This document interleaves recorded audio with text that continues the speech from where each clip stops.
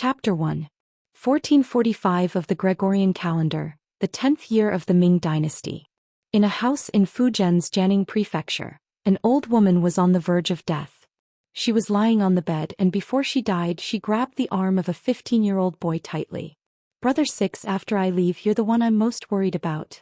Mother, don't go. Qindong misses you." The boy was handsome, but his eyes were filled with sadness and fear. He was afraid that his mother would leave him. He was afraid that the person who loved him the most in the world would leave him. But in the end, the old woman let go of his powerless arm and slowly closed her eyes. At that moment she was so peaceful and so kind. At this moment, sixth brother also closed his eyes and fainted beside the bed. The girl with the face of a porcelain doll had clear and bright eyes, like a clear spring, like watery grapes.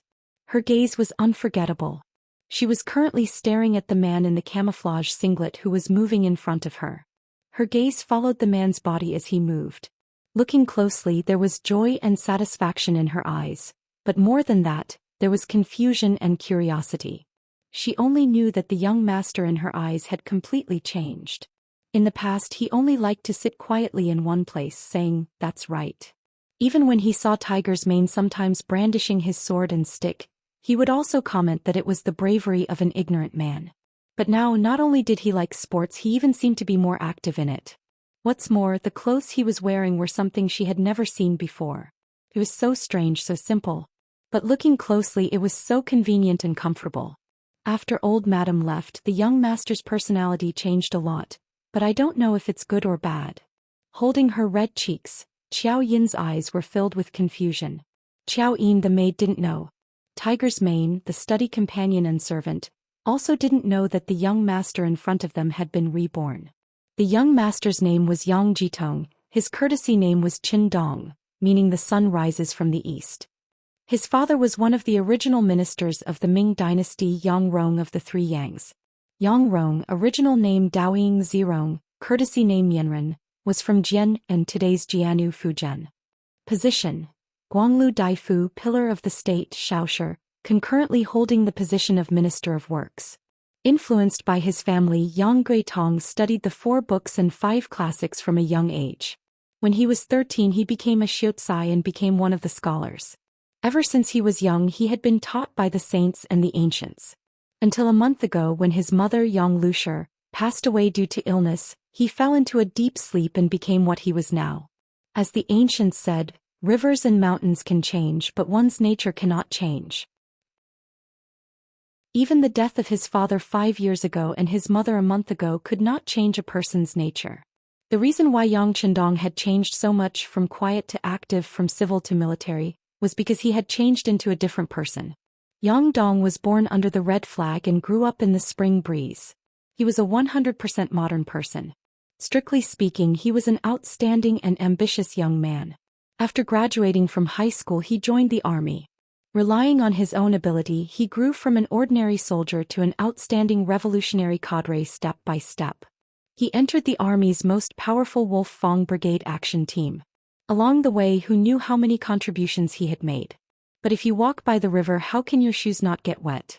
During a mission, his left leg was injured and he was no longer as agile as before. In the end, he was taken care of by the chief and assigned to the armory department, where he held the glorious position of Armory Division Chief. Originally, he thought that he would spend the rest of his life like this. When he reached the age, he would transfer to another place, marry a wife and have children. He would live a normal and happy life like an ordinary person. Who would have thought that a new batch of military resources had just arrived at the big warehouse, the abbreviation for the largest warehouse in the final assembly? When he was inspecting and registering there, a huge black vortex suddenly appeared above his head. When he woke up, he came to this courtyard and became Yang Qindong, who was called Young Master. This made Yang Dong know. What should be called Yang Qindong did not understand was that there was a pale 5-pointed star on his arm. He remembered that there was no such thing before. Soldiers were not allowed to have tattoos on their bodies. When he accidentally touched it, he turned around and returned to the warehouse. The rows of guns, piles of bullets, steel cannons, and even a large number of tanks and helicopters that had just arrived. Countless daily necessities appeared in front of him.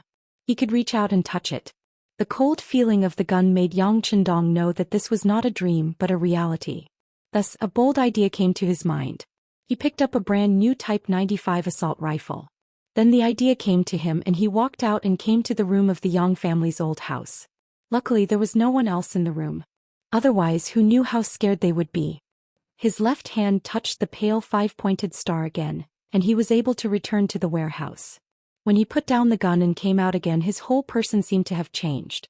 Getting used to new things and adapting to different environments was one of the compulsory courses for Wolf Fang members. With the idea of taking things as they came, Yang Qindong had already given up on the idea of going back. On the contrary, he was secretly happy. He had returned to the age of 15. The most important thing was that his body was healthy. This was something that could not be bought with money. Of course, what made him most excited was the secret under the five-pointed star. In this era, his advantage was too obvious. Thinking about the piles of firearms, his body could not help but tremble. Everyone had a dream of being a hero. Yang Qindong was especially so. Otherwise, he would not have joined the army and would not have worked so hard to join Wolf Fang. It was just that he was limited by the environment. He could only complete some secret missions and sometimes he could not even announce his name. But here, in the middle of the Ming dynasty in the Jingtong era, he knew that many things that he only dared to think about before could be realized. The first thing that the excited Yang Qindong did was to recover his physical fitness. This might be difficult for others, but for him, a veteran with 21 years of military experience, everything was so natural. Morning jogging was the first change. But his morning jogging was not just a slow jog, but a regular 5-kilometer training. This was just the beginning. As his body gradually recovered, he would continue to increase his training. The first person to adapt to Yang Qindong's change was Tiger's Mane. This study companion was bought by the Yang family when he was young. It was destined that he would rise and fall with the young master in the future. Tiger's Mane also liked to fight. In the past, the young master did not allow him to move. Now he actually took the initiative to play with physical fitness training. How could he not be ecstatic? Although the maid, Xiao Yin, did not understand the young master's change, as long as the young master was happy, she was happy. In her eyes, Yang Qindong had long become her land, her sky. For this, Yang Qindong had to thank his family background. Although the Yang family was considered a large family, the remaining memories in his mind told him that in this life, although his parents were no longer around, he still had 5 older brothers and 7 older sisters. Logically speaking, it would be difficult for him to have freedom. But they were all in the capital, Beijing. As the youngest, he was the only one who stayed in his ancestral home, Jianing Prefecture. Because of this, he had more autonomy and could do whatever he wanted. In the month since he arrived, Yang Qindong quickly adapted to his current life. His physical fitness had also improved significantly. But some habits still gave him a headache. For example, he had to deal with urine and feces every day. Chapter 2. In the Ming dynasty, the wooden barrel used for drinking, called huzi during the Han dynasty and mamatzi during the Song dynasty, made Yang Qindong very annoyed. He decided to change and start from this matter. At the same time, he could also take the opportunity to earn a sum of money. Doing things was always inseparable from money. This was the same everywhere.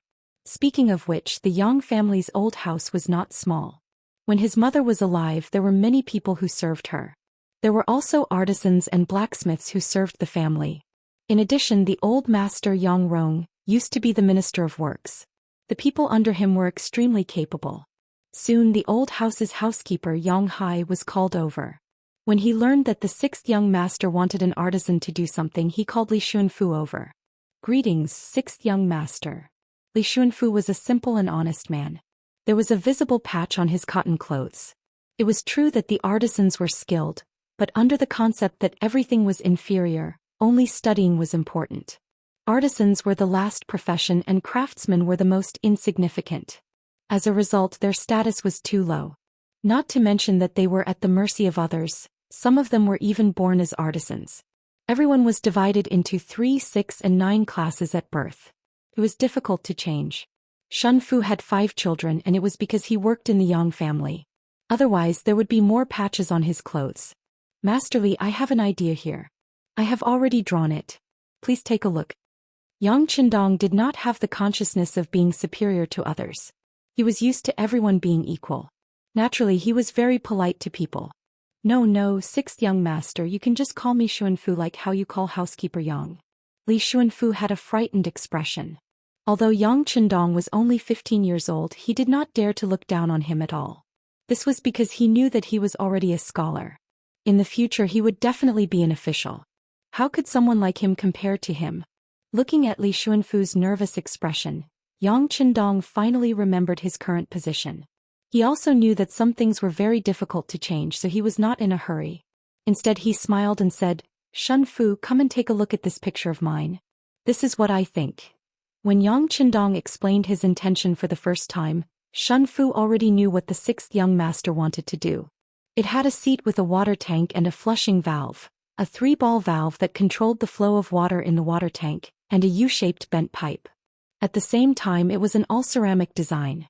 For some of these parts, Yang Chendong had already prepared them. These were all parts in the warehouse. Looking at these exquisite accessories, Li Xuanfu couldn't bear to put them down. He was also fantasizing about what they would look like after they were completed. Yang Chendong didn't disturb Li Xuanfu's thoughts. He sipped his tea and waited until he saw Li Xuanfu's gaze turn from wandering to determined. He smiled and asked, "What do you think? Can you make it?" "With the composition of the sixth young master, it should be possible," Li Xuanfu replied with some confidence. "Very good." Chu Fifan couldn't help but snap his fingers out of habit. Then he pointed at the accessories he brought and asked, "Can these things be imitated? If it's changed to iron, it won't be a big problem." Li Xuanfu didn't know what those white plastic pipes were. Under normal circumstances, these would only appear in the 19th century. That was why he said to change to other materials. Yes. Hearing that it could be imitated, Yang Chendong didn't care about the problem of the material. He just wanted to mass-produce it. In this way he could sell the toilet and naturally the profits would roll in. As the saying goes, you can't trap the wolf without sacrificing the child. If the reward and punishment couldn't be clear, the effect wouldn't be too good. Yang Chendong immediately promised that if the toilet was completed, he would reward him with 10 taels of silver. 8,000 coins in the Ming dynasty was equal to 1 tael of silver. 4 taels of silver was equal to 1 tael of gold.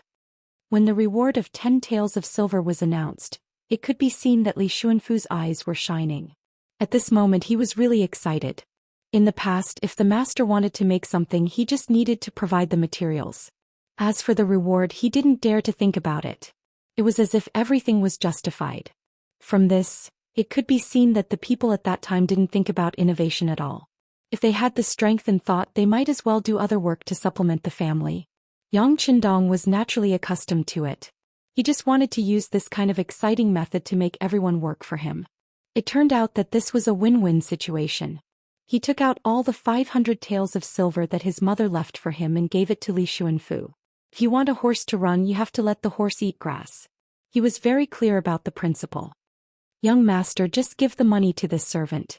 Qiao Yin, who saw everything from the side, reached out and took the money. Perhaps in her eyes, the young master taking out all of his family's assets for a child's play really made her feel uneasy. After interacting with each other for a month, Yang Chendong naturally knew who was truly concerned about him. He knew that it was Qiao Yin who was worried. He smiled and said, "All right, then Qiao Yin will take charge of this matter. Xuanfu will cooperate." Originally, Li Xuanfu was somewhat trembling when he saw that such a large sum of money was going to be handed to him. Since Qiao Yin had jumped out at the right time, he was naturally happy to accept it. He nodded his head vigorously and expressed that he would definitely cooperate. After sending the two away, Yang Chendong, who was waiting for the good news, rubbed his palms as he watched the two leave. This money was being spent too quickly. He had to think of something to do and get more money first. As the saying goes, if the house has food, the heart will not panic. Yang Chendong's experience in his previous life told him that if a person wanted to do something they liked, the first thing they had to do was increase their own ability. Then the question was, what was ability? In short, it could be summed up in 2 words: money and power. Right now he was still young, only 15 years old. There was no need to be too anxious about the issue of power. However, he had to hurry up when it came to money. Money didn't care about age. He turned around and returned to the study. His figure flashed and disappeared. The large warehouse didn't only contain equipment. It also contained the daily necessities of the soldiers who had come from afar. Walking past rows and rows of cold boxes filled with weapons, he arrived at his former dormitory. He didn't know where the people here had gone when the dark vortex came. In any case, he couldn't see a single person. However, their belongings had been perfectly preserved. There was even an intact library among them. Walking in, he casually picked a few novels that he would be familiar with in his future life. Then he went to a large box filled with seasonings and took some unopened MSG cooking wine, tender meat powder and pine nut powder. Next he passed by the daily necessities section and took some toothpaste, toothbrushes, soap, towels and other items. Finally he took a large box of chewing gum and put it in his pocket. Only then did he return to the study satisfied. That night Yang Qindong went to the kitchen by himself.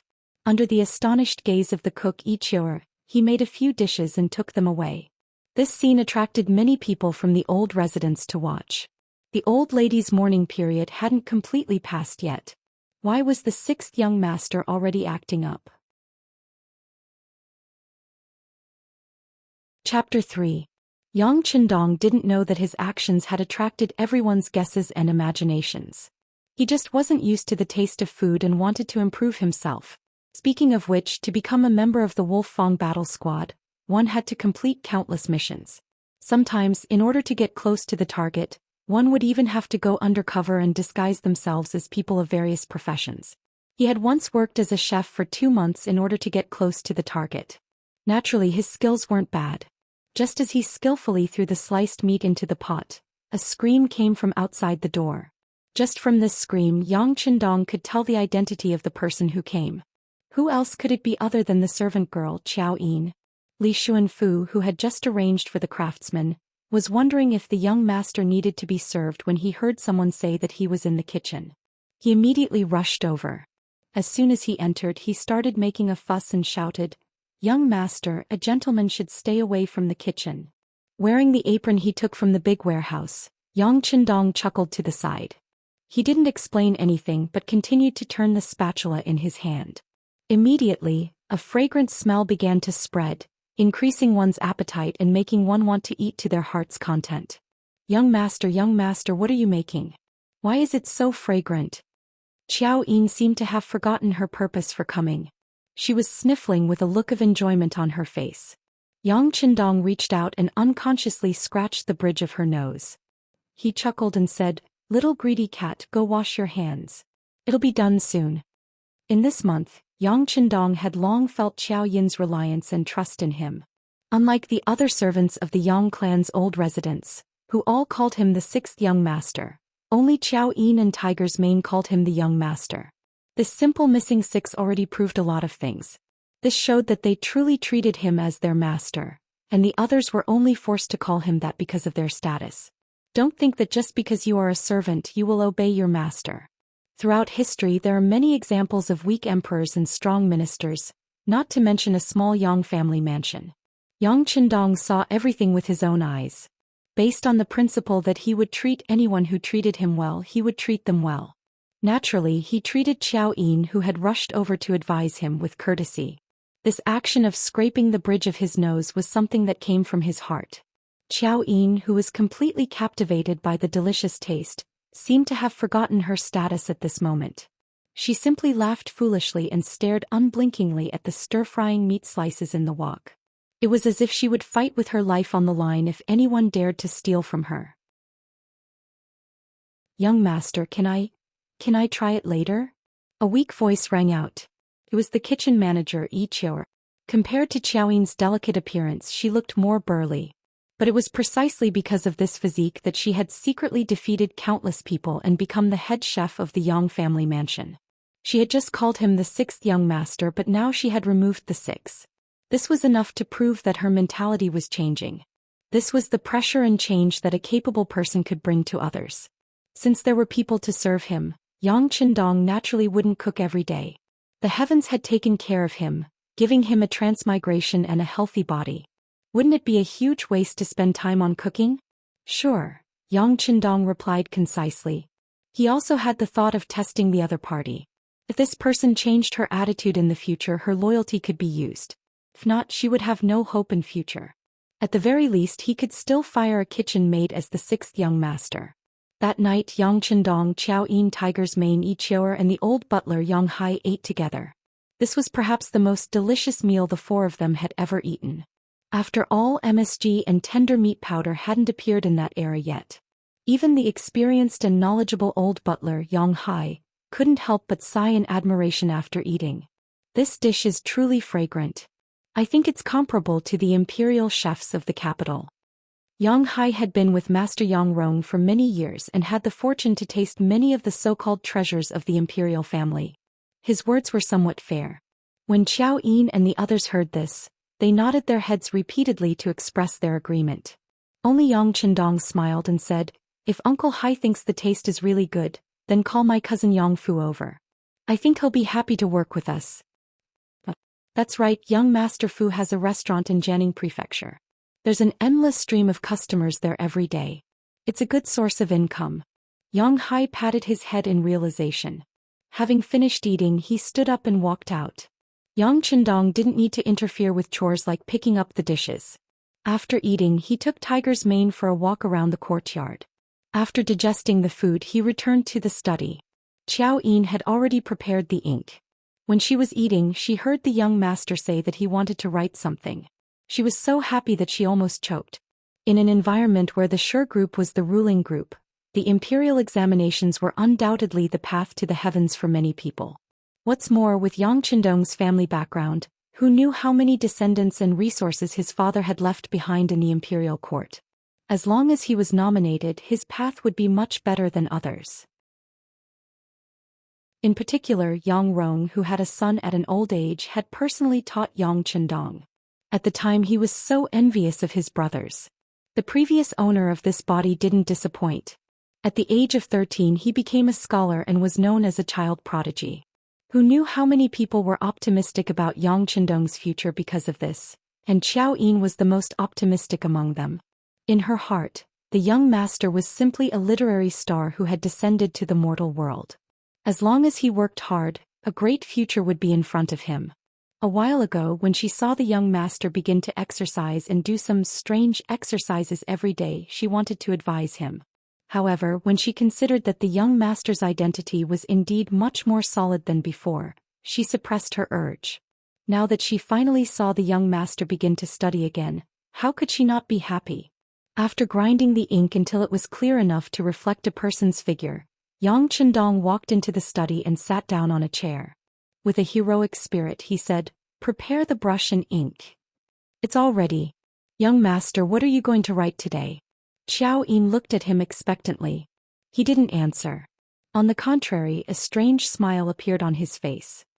"Qiao Yin, you haven't seen the young master write with his left hand, right? How about I show you a little today?" "Really? Then quickly let the servant see." When Qiao Yin heard that he could write with his left hand, she was immediately filled with admiration. The young master really was a literary star who had descended to the mortal world. He was an omnipotent existence. Presumably, his left-hand writing should be extremely beautiful. Chapter 4. As the saying goes, the greater the hope, the greater the disappointment. After Yang Chendong put down the pen, Qiao Yin's face, which was still full of excitement, became increasingly unsightly. It was as if she had eaten something bad and had a constipated expression. It was no wonder that Qiao Yin became like this. It was just that the words were a bit ugly. If one had to describe it, it was no different from the scribbles of a 3-year-old. Not only that, but Qiao Yin also couldn't understand what he was writing. She looked at Yang Hodong again and saw that he had a serious expression. He was really serious because he was practicing writing. He was used to using pencils since he was young. Later on, when he started writing with a fountain pen, he didn't know much about brushes. But since he was part of this society, he had to do as the Romans do. But if he were to write with his right hand, wouldn't he be showing his cowardice? It would also be unsightly. He might as well change it to his left hand. It would be logical if his writing wasn't good. Yang Chendong felt good about himself as his brush moved like a dragon. He had always admired his ability to adapt and learn. In just an hour he felt that he could no longer recognize the words he was writing. At the very least he could understand what they were. This in itself was a huge improvement. Xiao Yin, on the other hand, looked drowsy. Seeing these words was a kind of torture, but considering the young master's self-esteem, she resisted the urge to say anything. After another hour, who knew how much he had written on the paper, Tiger's Mane's sonorous voice came from outside the door. Young Master Fu is here. Shaking his sore arm, Yang Qindong chuckled as if he was very satisfied with his work. He nodded lightly and said to Xiao Yin, who was trying her best to stay awake, "Arrange what you've written in order." The Yang family mansion had a side hall used to receive guests. At this time, a pot-bellied man was sitting there. He was wearing a silk robe showing that he wasn't lacking in money. Cousin Fu. Yang Qindong, who had already washed his hands, entered the hall in an ordinary green robe. Before he arrived, his voice could be heard. Looking at the fat young master, he didn't even move his buttocks. Only when Yang Qindong walked in did he raise his chin and greet him. "Sixth young master, why did you call me your cousin to come here?" Yang Fu, Yang Rong's younger brother's child. Just like his name, he had never liked the 4 books and 5 classics since he was young. Thus, he chose the path of business that was looked down upon by others. Here we need to talk about the different classes of soldiers, farmers, workers, and merchants. At that time, the status of merchants in society was extremely low, and many so-called gentlemen did not like them. But just like clothes, whether they fit or not, it was all up to the wearer to feel for themselves, and not up to others to decide what to wear. At least, Yang Fu was very satisfied with his current life. He managed a Yang's grain store, a Yang's department store, and a 4 Seas restaurant. He didn't earn a lot of money every day, but at least he didn't lack money to spend.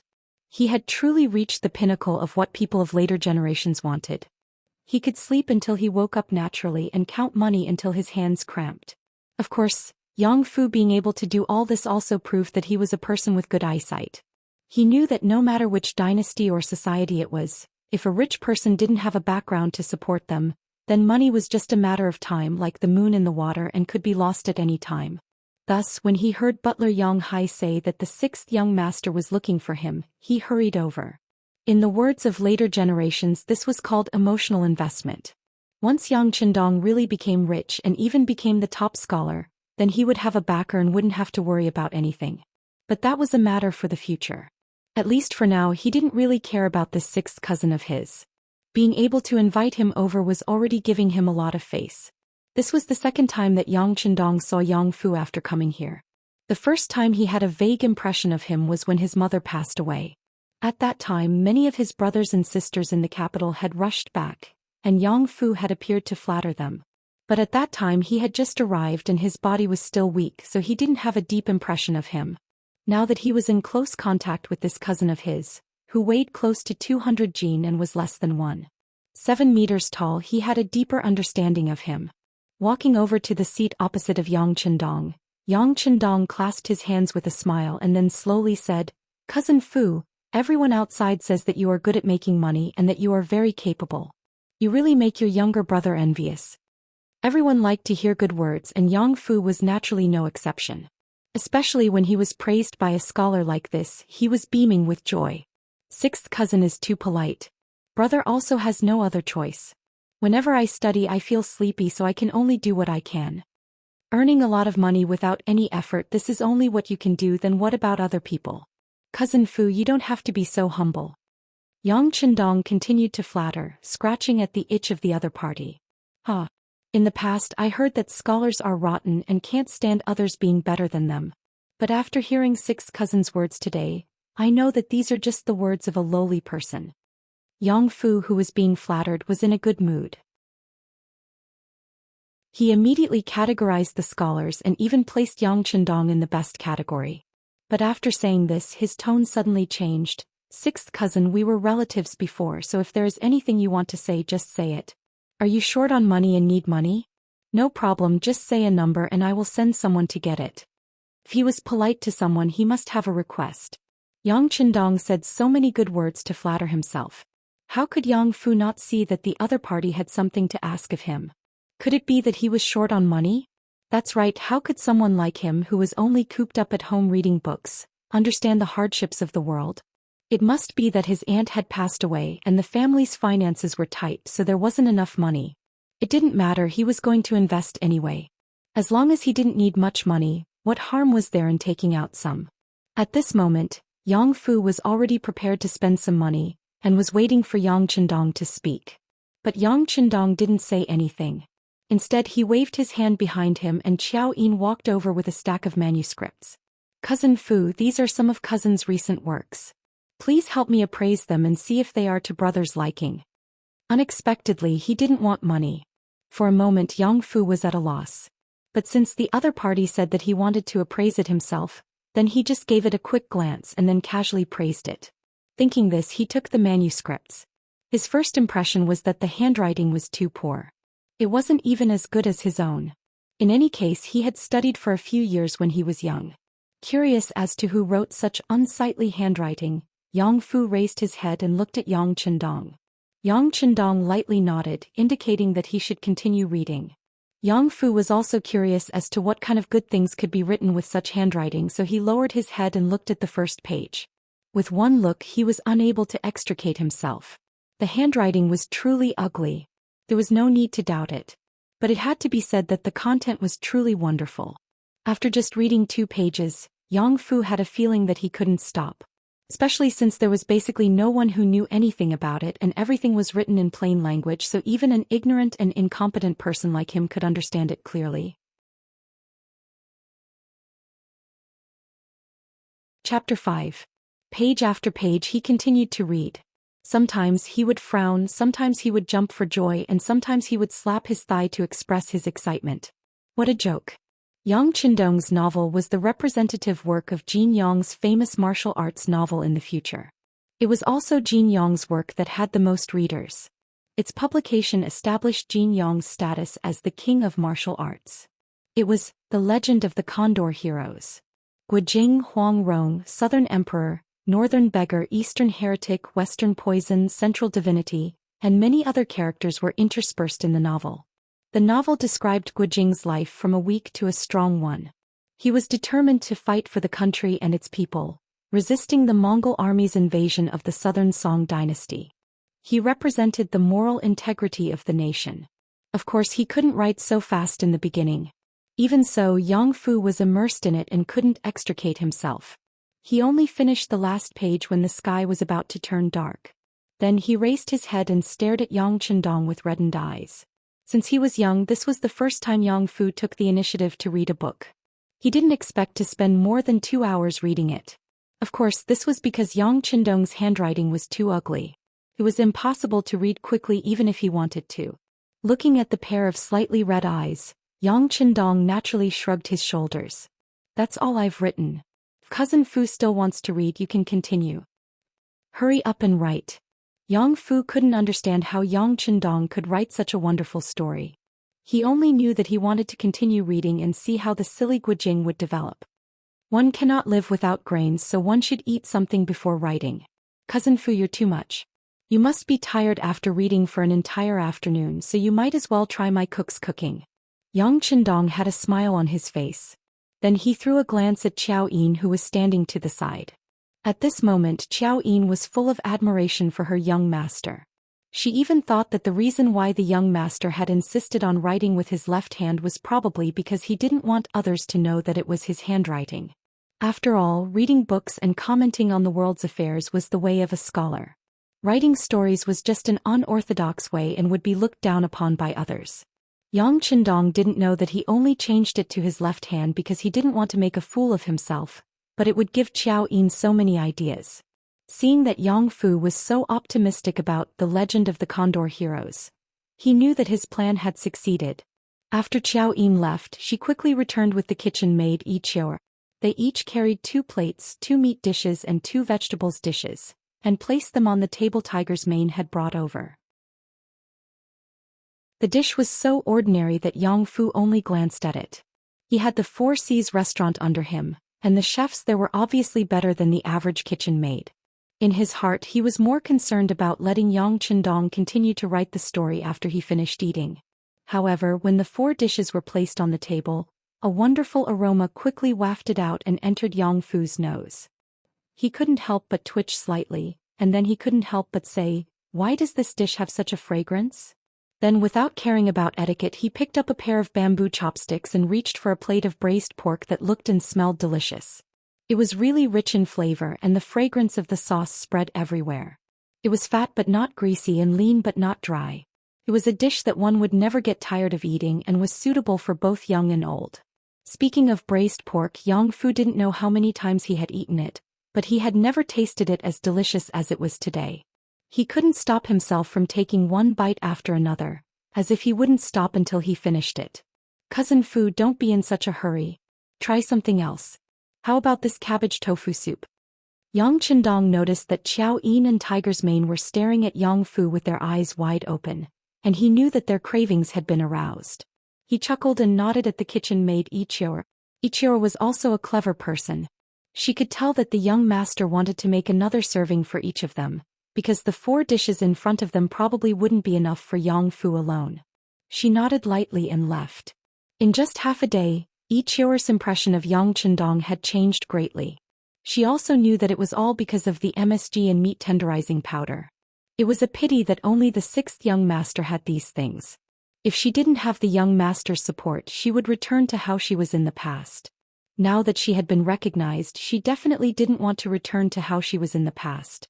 As such, there was only one thing she could do, and that was to stay close to the 6th young master. Yang Fu didn't care about these things. He tasted the cabbage tofu soup, and this ordinary soup gave him a different feeling. He continued to eat spoonful after spoonful, and in the end he almost lifted the bowl of soup and poured it into his mouth. He ate in big bites, praising the dishes endlessly until his neck was round and bulging. He could not hold on any longer. Only then did he sit down in front of the chair, feeling somewhat unsatisfied. At least 1/3 of the 4 dishes were left, and he sighed helplessly. Looking at his eyes, it was obvious that he wanted to take it away. Although there was no such thing as taking it away at that time, the meaning was similar. How is it? Cousin Fu, are the dishes delicious? Yang Chendong's voice sounded at the right time. Delicious, delicious. Yang Fu couldn't help but say. At the same time, his eyes were spinning rapidly, and it was obvious that he had already started to think of his own ideas. Without waiting for Yang Fu to prepare his words, Yang Chendong took the initiative to say, "Then tell me, if such scattered dishes enter the Four Seas Tavern, it should be popular. At that time we can get a few storytellers and take turns to tell the story of the legend of the Condor heroes. Tell me, do you think there will be no customers? At that time, even if the price is higher than other restaurants, it will be overcrowded and it will be difficult to get a seat." Of course, of course. Yang Fu nodded mechanically, but he quickly came back to his senses. What? 6th cousin, you mean to cooperate with me? Seeing that Yang Fu was not stupid, Yang Chendong chuckled and nodded. There were many things that he needed to do, and this was only one thing that others thought was amazing. He couldn't spend his limited time on such things, and it was necessary to find a partner. If he wanted to do something, he couldn't lack money. Yang Fu's originally fat and unwilling appearance changed, and he sat up straight in an unbelievable manner, and quickly approached Yang Chendong. Because his movement was too fast, Tiger's Mane, who was standing at the side, became vigilant. Out of habit, he actually wanted to attack. Others didn't feel it, but Yang Chendong naturally noticed it. He casually waved his hand just enough for Tiger's Mane to see. While stopping him from attacking, he smiled at Yang Fu's approaching body. This cousin of his was just a little excited, and he definitely wouldn't attack him. Nearly a month of recovery and training wasn't just for show. He didn't dare to say more, as 2 or 3 big men wouldn't be able to get close to him. 6th cousin, I'm willing to cooperate with you, and I'm willing to give you 70%. No? I'll give you 80%. At this moment, Yang Fu was obviously a little excited, and when he spoke, his words were a little inconsistent.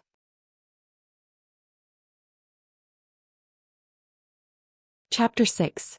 He was really willing to pay such a high price. Yang Fu had already seen the power of this unique dish in the legend of the Condor heroes. His Four Seas restaurant was just a pitiful business. If it wasn't for the Yang family's name, which allowed him to enjoy all kinds of benefits and reduce expenses in many aspects, he was afraid that it would have collapsed long ago. Now that there was suddenly a big hope in front of him, he wasn't a fool. He would try his best to grasp it. Yang Chendong wasn't surprised that Yang Fu was so excited. Because if he was Yang Fu, he would also seize such an opportunity. Okay, let's cooperate. 70-30 will do. But you have to pay me 1,000 taels of silver first. I have a use for it. Yang Qindong didn't ask for too much. He didn't take advantage of the situation to fight for his own benefits and set the price at 70%. This was also something he wanted to give to Yang Fu. In his memory, Yang Fu had given him money before. Although it was a kind of investment in advance, it at least proved that Yang Fu was good to him. Of course, he wouldn't let someone who was good to him suffer a loss. Okay then, thank you, sixth cousin, Yang Fu said sincerely. He knew very well in his heart that this so-called 10% more would be a lot of money. After that, Yang Fu took the early manuscript of the Legend of the Condor Heroes and swore that he would never reveal it to anyone.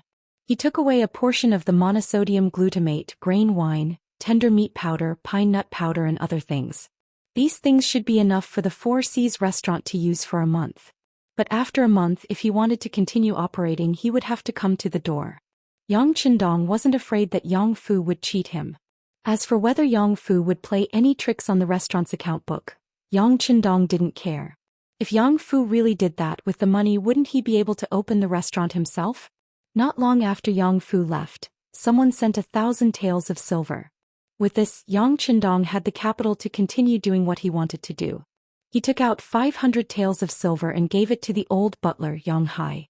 Uncle Hai, prepare to set up a book printing factory. I have books to publish. At that time, those who could publish books would definitely be great masters. That was something that could only be done with great ability. Otherwise, if he published a book privately and no one bought it, wouldn't he be smashing his own reputation?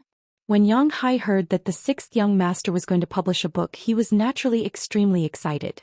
However, at the same time he was also a little worried. The sixth young master, I think you should first find someone to collaborate with to publish a book. You should also publish fewer books. What if? Yang Qindong did not continue, but Yang Qindong already understood what he meant. Alright, let's do as Uncle Hai says. Let's contact them first. Thinking that he hadn't finished writing his book yet, it was indeed a little too hasty to think about this now. Yang Qindong naturally didn't have to worry that no one would read the books he wrote. In this era there was really too little spiritual food. Most of the books were the 4 books and 5 classics, or collections of historical classics. Even if it was a story about someone or something, only those who knew about it would be able to read it. He even mischievously thought that the reason why he chose to read it in such a way was that it was easy for people to fall asleep if he didn't read it in such a way. There were few miscellaneous books.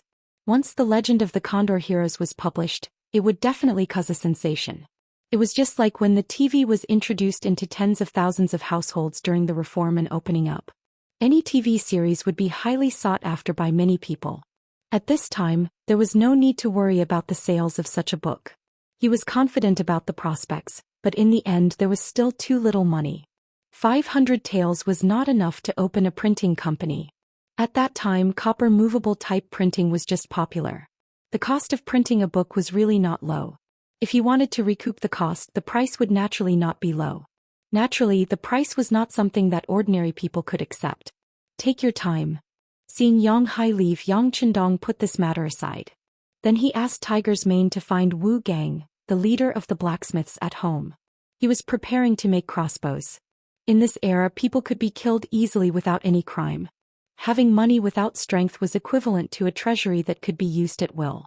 Knowing the importance of armed forces, Yang Qindong wanted to improve his ability to protect himself.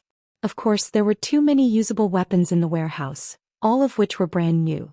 There was a small military dagger, a pistol, and a Type 97 military compass. There were also various types of howitzers, cannons, rocket launchers, and several types of advanced tanks. There were even a few helicopters. However, these were not things that should be taken out now. Although Yang Qindong had experienced many trials of war, in order to complete the task he did not know how many people died in his hands. But he was still a pacifist in his bones. Unless it was necessary, he did not like to kill people, especially Han people. Of course, the small Japanese empire was not a human in his eyes. In the end, Yang Qindong was an absolute nationalist. Except for Han people, other people's lives were naturally worthless. If he could, he would not go against the Ming dynasty government.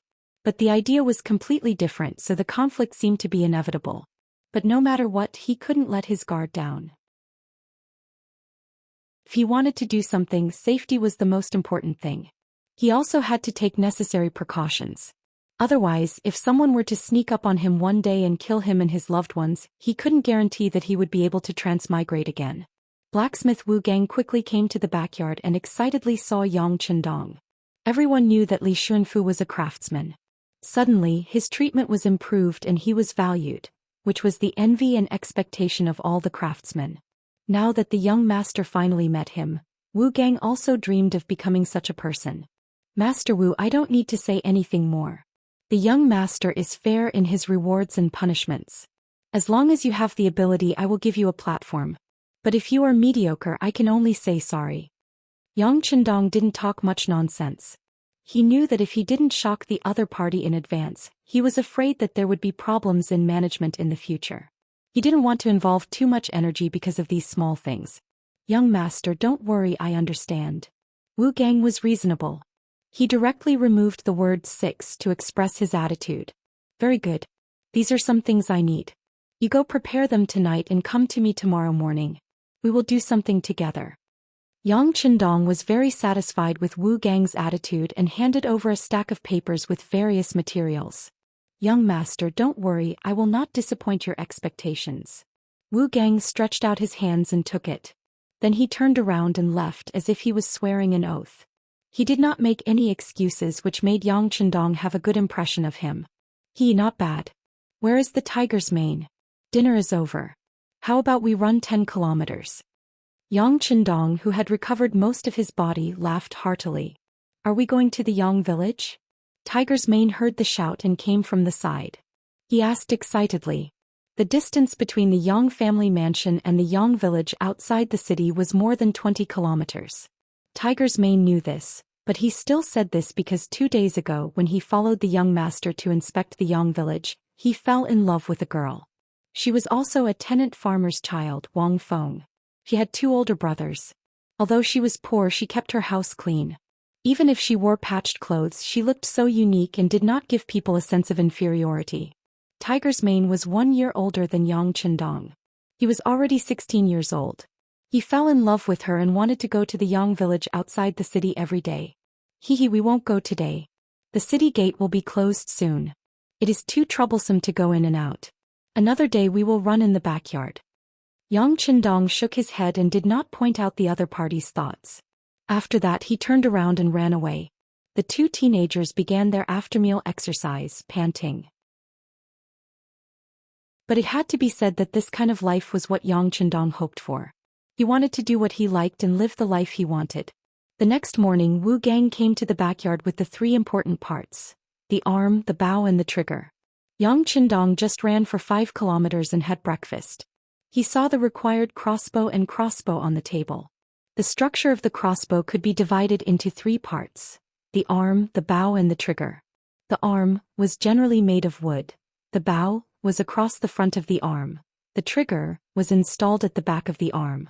The most important part of the crossbow was the trigger. The trigger was generally made of copper and was installed in the guo box of the crossbow. In front of the guo hook was used to hang the string, and behind the guo was connected with the Wang Shan crosshairs for aiming. Since the beginning of the Western Han dynasty, the Wang Shan of the crossbow was engraved with a scale, which was equivalent to the gauge on modern firearms. It was easy to adjust the shooting angle according to the distance of the target and improve the shooting accuracy. Under the copper guo there was a Xian Dao trigger, which was used to shoot the arrow. The crossbow was not a new thing. In the Warring States period there were ballistas. In the Han dynasty there were big yellow crossbows and Zhuge repeating crossbows. In the Northern Song dynasty, Xinzong invented the 3-bowed ballista and the godarm ballista. They had a long shooting range and a high accuracy. But their shortcomings were very obvious, they were too cumbersome. What Yang Qindong wanted to make was a small steel crossbow. As a former member of the Wolf Fang, he not only needed to be proficient in firearms and weapons, but also in simple cold weapons. When doing missions, it was not always possible to have a weapon with you. You would always have enough bullets. In contrast, this small crossbow was one of the first choices. It could be shot invisibly and could not be found by advanced detectors. The parts on the table were obviously too big to meet Yang Qindong's requirements. After a few glances he shook his head and took out the military crossbows, steel crossbows and military crossbows that he had taken out from the warehouse. Then with a nimble movement of his fingers, a steel-tipped arrow was ready to be shot out. Whoosh! Without any warning the arrow was shot out and hit the target 40 steps away. The ancients took one step each on their left and right feet, which was about 2 meters. It hit the small tree 80 meters away. Under the powerful penetrating force, it directly pierced through the tree. This kind of power caused Xiao Yin and Tiger's Mane, who were standing to the side, to be endlessly shocked. Wu Gang ran all the way to the small tree and stood in place with his eyes wide open. He was obviously shocked.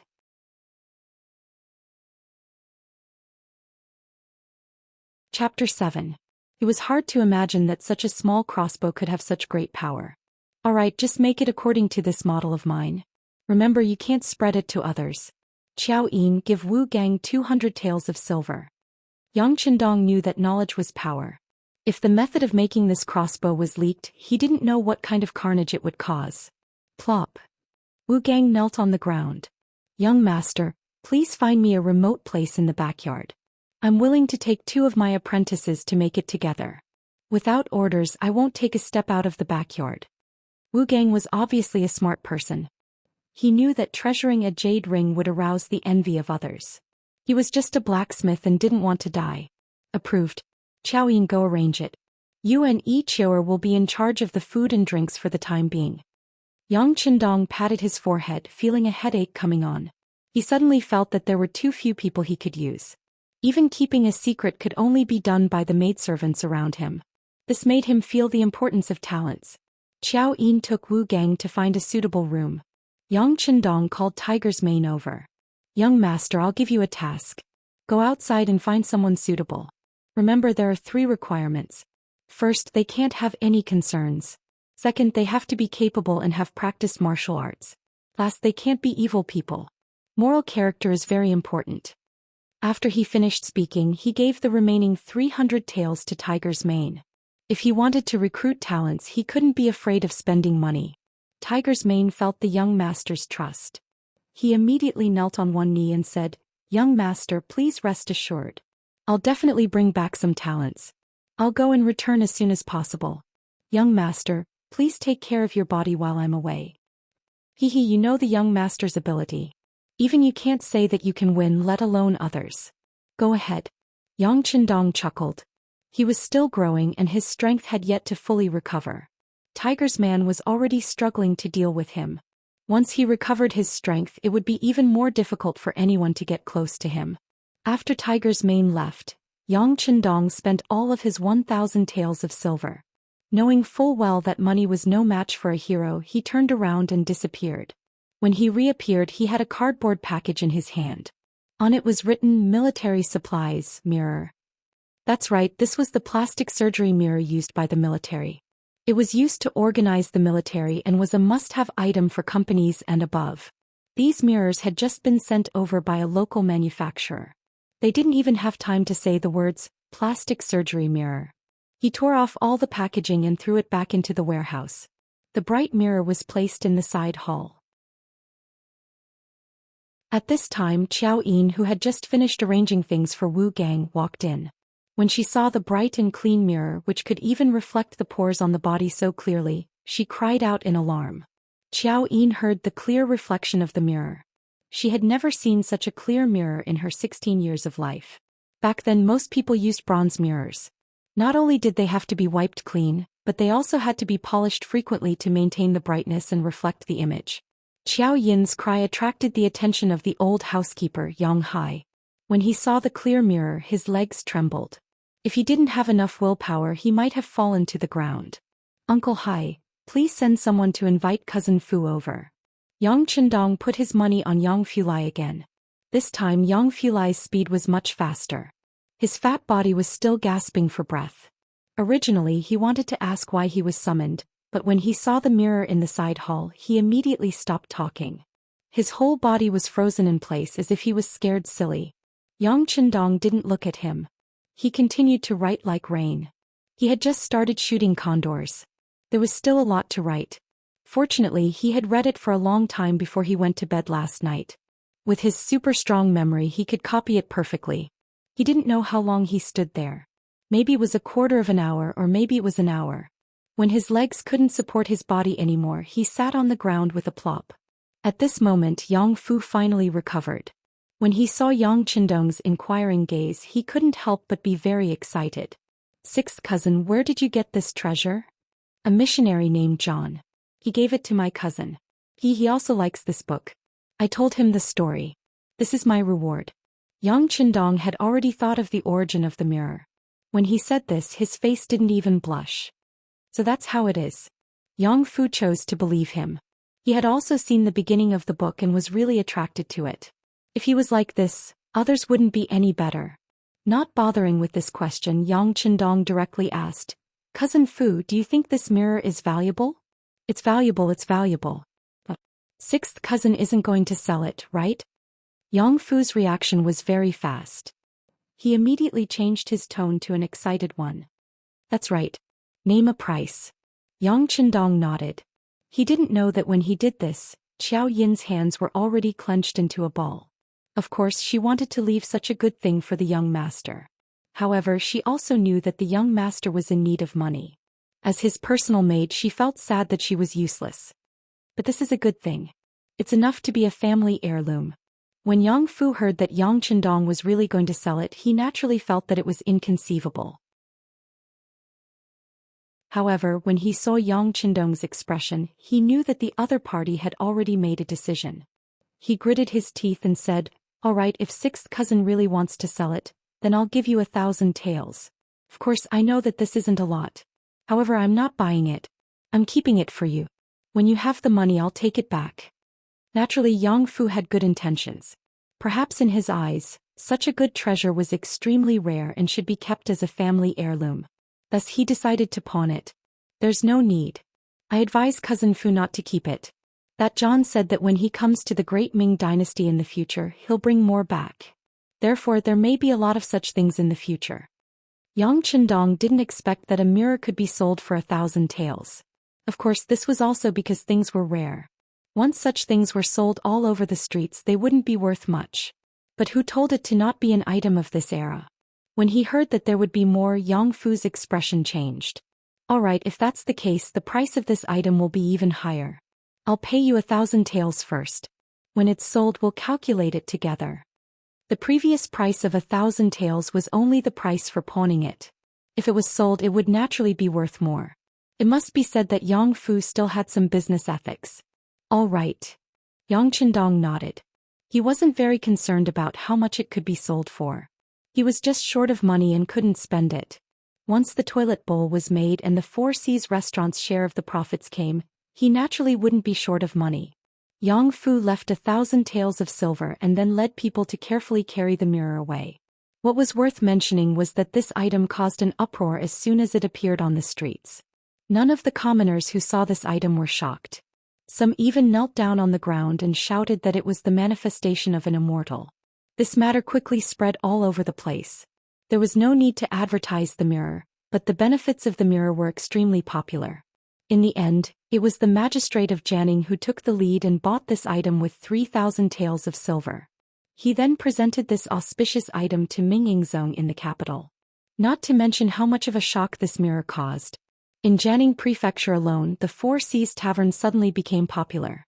Delicious dishes that couldn't be described, and the story of the legend of the Condor heroes was so moving that one couldn't extricate oneself from it. Under this double attack of spirit and appetite, it quickly became famous in Jianing Prefecture. Every day when it was close to mealtime, all the seats were filled with people. Some came for the food while others came for the condor shooting. The originally bleak business suddenly became lively. Yang Fu was so happy that he raised the price again and again. However, this still couldn't stop the customers from coming. He really counted the money until his hands got cramps. The Four Seas restaurant became famous and made money. Following that, the name of Yang Qindong also became known. In particular, every time before the storyteller talked about the condor shooting, he would routinely introduce that this book was written by the sixth son of Yang Rongyang's cabinet, Yang Jitong, courtesy named Qindong. This made his name even more famous in Jianing Prefecture. This was a part of Yang Qindong's plan. In ancient times, fame was very important when doing things. With fame, it would be much easier to do some things. For example, many students who were famous for their filial piety could even become officials without going through the imperial examination. In this society with an official position, it would be much more convenient to do a lot of things. Good news came one after another. Li Xuanfu didn't disappoint. The first toilet bowl was successfully made. After it was installed in Yang Qindong's backyard, the sixth young master nodded in satisfaction and began to promote it vigorously. For a time, all the officials and rich people in Jiangning Prefecture began to install it. The cost of each toilet bowl was 100 taels of silver. The cost was only 10 taels of silver. This alone brought in a lot of profit. With the toilet bowl making money, the Four Seas restaurant could be described as making a lot of money every day. Yang Qindong naturally became famous, but trouble also came along with it. On this day, the old housekeeper Yang Hai came to the backyard and told the sixth young master that there had been strangers loitering outside the residence for the past 2 days. After hearing this, Yang Qindong didn't have any strange expression. He still had a smile on his face as he raised his head and said, "Uncle Hai, it's already September. Take the people in the residence to Yang village and see if there's anything we can help with. It's still early for the harvest. There's still more than a month." Yang Hai said with some confusion, but then he thought of something. His expression changed and he said, "Sixth young master, you're not going to stay, are you?" "Yes, I'm going to stay. Since there are people spying on this place, we can't guard against them day and night. We have to give them a chance to show off." Yang Qindong still had a smile on his face, but no matter how one looked at it, there seemed to be a trace of killing intent in his smile.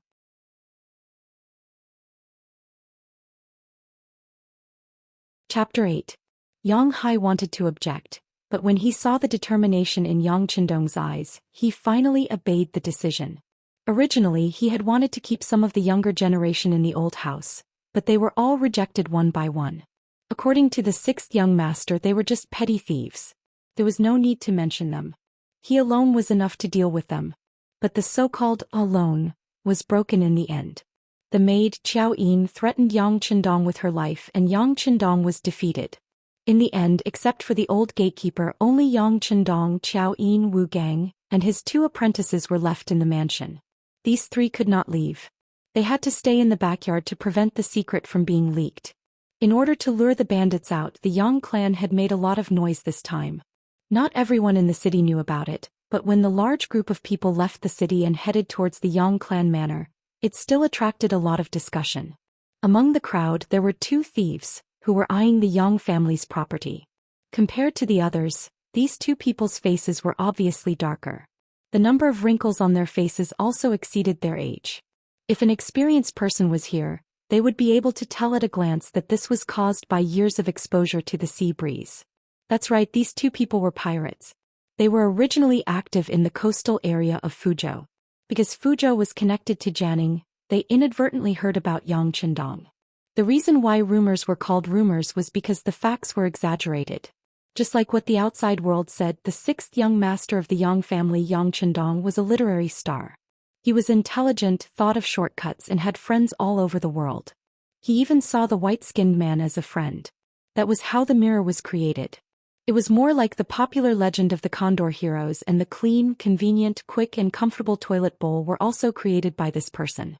How could a person who could do such a thing not be simple? How could he not be rich? Since he was rich, he would naturally become a target in the eyes of the pirates. This time the 2 people in the crowd were just spies. They did have some ability. They actually found out that most of the people in the Yang family manor had left, but the 6th young master Yang Qindong stayed. This was an opportunity bestowed by the heavens. The 2 spies hurriedly made their way through the crowd. After making many turns, they arrived at the courtyard of Jiangning Mansion. Here they saw their leader Gao Xiong. Just like his name, Gao Xiong looked tall and mighty. His height of more than 1.8 meters made it easy for him to stand out from the crowd. His eyes were like copper bells. Those who were slightly timid would probably be too scared to move when they met his gaze. The 2 spies told Gao Xiong everything they'd heard, and Gao Xiong couldn't help but nod. "Very good, looks like even the heavens are helping us. Alright, let's take action tonight. Let's go meet this literati star." Yang family mansion. The front courtyard was eerily quiet. Fortunately, the back courtyard wasn't a place ordinary people could enter. Xiao Yin was already used to this kind of silence. In the past she would fall asleep in the evening. But now she began to close her eyes and nod. It had to be said that she was a girl with a big heart. Even though she knew something was wrong, she still did what she should do. Yang Qindong stood in front of the study with his hands behind his back. He looked at Xiao Yin, who was already conversing with Zhou Gong. The corner of his mouth curled up. Then he turned around and disappeared. In the large warehouse, Yang Qindong was looking for a suitable weapon. Since he had bad intentions, he was definitely a vicious person. If he wasn't careful, the consequences would be unthinkable.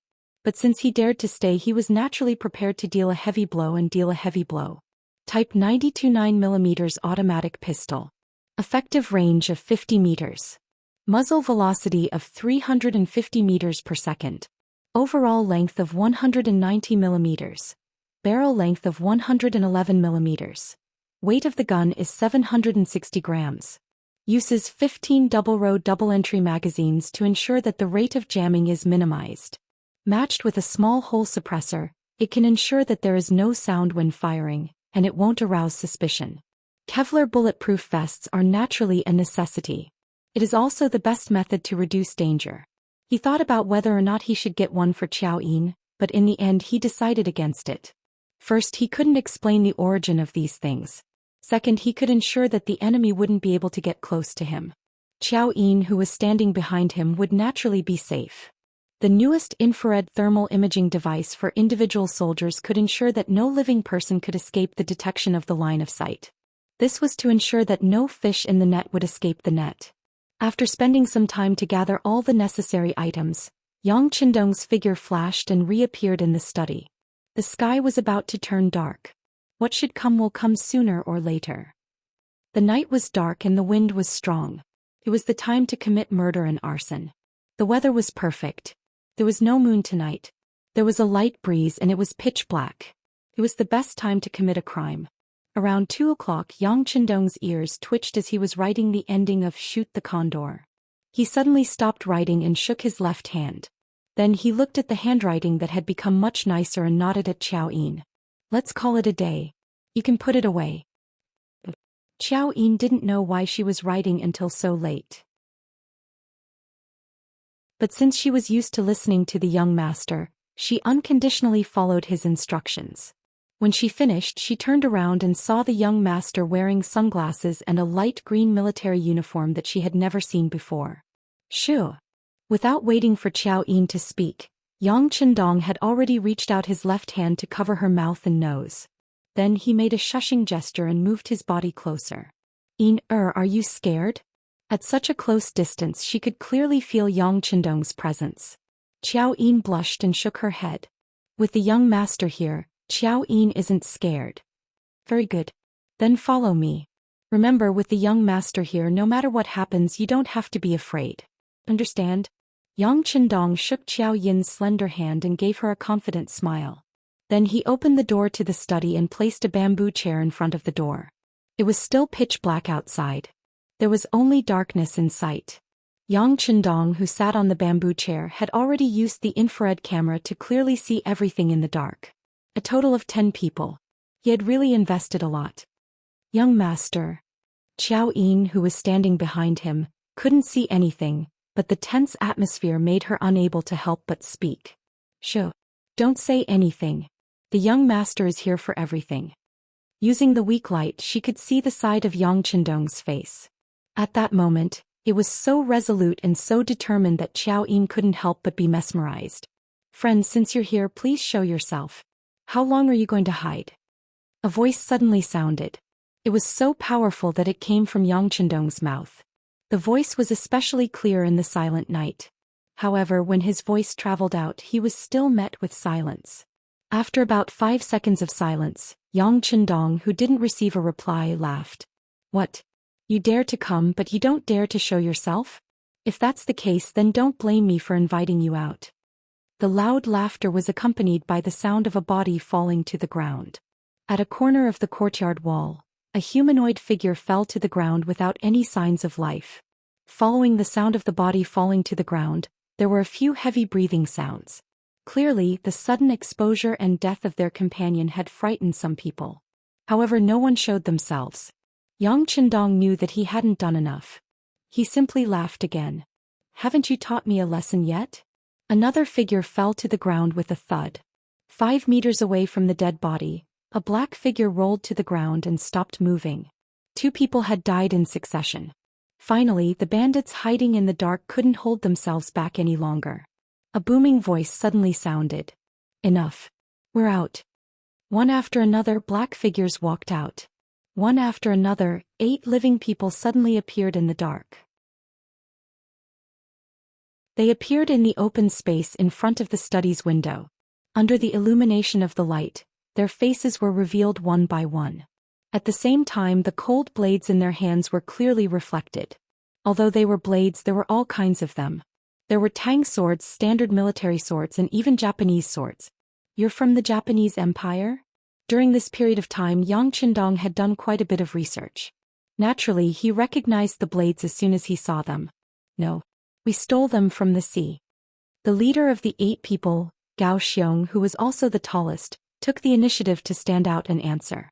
The scene just now had really frightened him. He didn't see them do anything.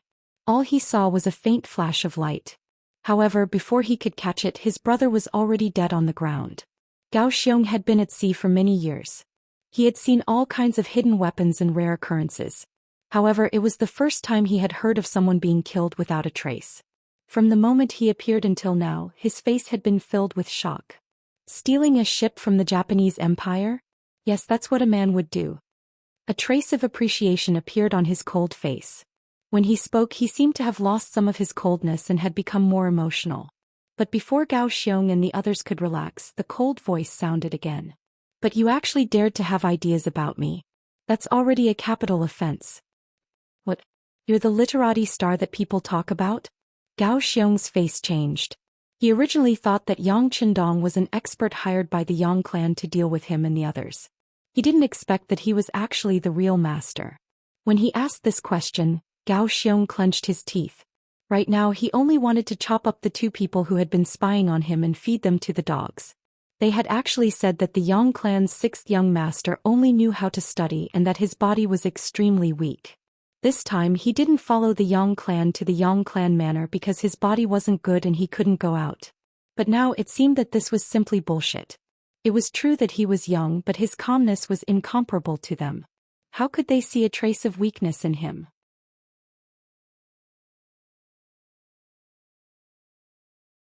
Chapter 9. I'm the real deal. Yang Qindong purposely bared his teeth and admitted his identity. "Then tell me, how should I punish you?" "Everyone attack him together. He's only one person. At such a close distance, I don't believe that he..." Suddenly, someone interrupted Yang Qindong's words. Then a man on the far left shouted and prepared to charge forward. However, before he could finish his words, he followed in the footsteps of the other 2 men and fell to the ground with a thud, no longer breathing. Was the warning from before not enough? Yang Qindong's gaze swept over them and then looked at Gao Xiong and the others one by one. "Who else? If you want to die, say it. I'll immediately fulfill your wish." This time, Gao Xiong finally saw through the clues. He realized that the weapon of the person who killed his brother was actually that unremarkable and extremely small iron spear. It was not that he had never seen a gun before. In the Ming Dynasty, there was a firearm battalion also known as the Divine Arms Battalion. The soldiers there played with guns. It was said that if they hit accurately, they could take a person's life from 80 steps away. He was even lucky enough to see it once. He only remembered that the gun would produce a puff of smoke. Its movement was not small, it was not coherent, and its accuracy was even worse.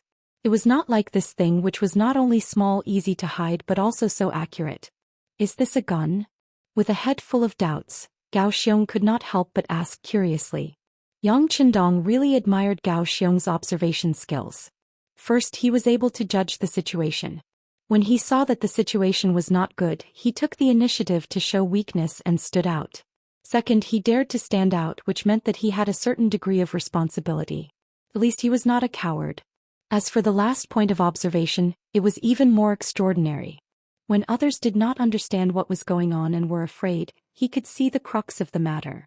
If he met such a person in the future, Yang Qindong would even think of a way to let him enter the army. With proper training he would definitely be a good seedling. Sigh, it's a pity. But when he thought of Gao Xiong's identity, Yang Qindong shook his head. These people were still pirates and enemies. As he spoke, Yang Qindong gently turned his gun and aimed at the leftmost pirate. He wanted to kill them one by name. Plop. When Gao Xiong saw Yang Qindong's actions, he decisively knelt on the ground. Sixth young master were not bad people. We're all forced by life. These brothers were born poor because they couldn't survive in their hometown. Otherwise, who would be willing to bend their heads to become pirates who might not even have a tomorrow? It's our fault for coming here today. We were blind. Everything is our fault and we should be punished. However, I was the one who started it. If you must die, just kill me. As for the other brothers, sixth young master, please be magnanimous and leave them with their lowly lives. They're willing to work like cows or horses. After speaking these words, Gao Xiong kowtowed to the ground. Plop, plop, plop. After a few kowtows, blood flowed out from his forehead. Big brother, if we're going to die, let's die together. At most, we'll still be heroes after 18 years. When the other six brothers saw Gao Xiong, who had always been unyielding in their eyes, kneeling on the ground and kowtowing like a helpless child, they were all moved. One by one they followed suit and kowtowed to the ground. For a moment, the entire backyard was filled with the sound of people hitting the ground. Young master, they're quite pitiful. At this moment even Xiao Yin, who had been trembling in the back, could not help but plead for mercy for these people. Didn't she not suffer any harm? Moreover, the other side had already lost 3 people. In the eyes of the kind-hearted Xiao Yin, they had already been punished and could be spared. Enough. Seeing that even Xiao Yin was speaking like this, Yang Qindong suddenly shouted. This shout was especially loud in the silent night. This shout shook Gao Xiong and the others, causing them to raise their heads and not know what to do. At the same time, this shout also shocked Xiao Yin to the spot. Then she could not stop her tears from flowing out from the corners of her eyes. She clearly thought that she had said something wrong and made the young master unhappy. Who would have thought that in the next moment, Yang Qindong would suddenly stand up from his chair and casually place his gun on the chair. Then, as if performing a magic trick, he took out a handkerchief and wiped the corners of Xiao Yin's eyes. Silly girl, what are you crying for? I'm not talking about you. You won't look good if your eyes are swollen from crying. To tell the truth, although Xiao Yin was only 15 years old, the parts that were supposed to be protruding were protruding and the parts that were supposed to be sunken were sunken. Moreover, with her sweet appearance, she was a beauty in the making. These days of getting along with each other made him understand her kindness. How could he bear to make her cry? Seeing that the young master was not angry at her, Xiao Yin immediately smiled through her tears. Young master, you don't blame Xiao Yin? Young master can't wait to dote on you. How could he blame you? Yang Qindong continued to help her wipe her tears. Only the corners of his eyes were constantly paying attention to what was happening behind him. Naturally, he did not only have one gun on him. This was a habit of his. Just now he had placed the gun there only to test the waters. Tiger's man had been out searching for a servant who practiced martial arts for a while now, but he had not received any news. This made him sigh at how hard it was to find a talent. Today, after seeing Gao Xiong's loyal side, especially the ability he had displayed, he wanted to subdue him. And this was just a test. Of course, there was a limit to this kind of test. If the other party had only wanted to beg for mercy, then now that there was an opportunity in front of them, they would definitely give it their all. If that was the case, he did not mind turning around and killing these bandits one by one. After probing, Yang Qindong was satisfied with the results. While he was comforting Xiao Yin, the 7 of them didn't do anything. Perhaps they were truly afraid of being killed by him, or perhaps they were truly loyal people. Since they were begging for mercy, they wouldn't do anything to betray others. But no matter what the result was, it proved that these people were useful. Since that was the case, Yang Qindong would naturally try to convince them to work for him. These people were pirates. And what did the pirates of 1445 represent? It was unlimited wealth and opportunity. This was the time when the Ming dynasty's government banned the sea. It was also the time when the power of the sea was at its weakest. If he could build a military force here, then not only would he be able to fool others, he could also open up a new battlefield overseas and cultivate a stronger power.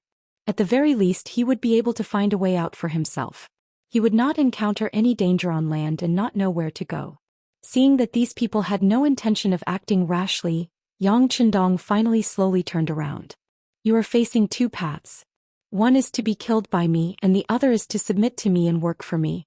Make your choice. Gao Xiong, who originally thought that he was going to die, had a flash of light in his eyes. The sixth young master was actually willing to take them in as slaves.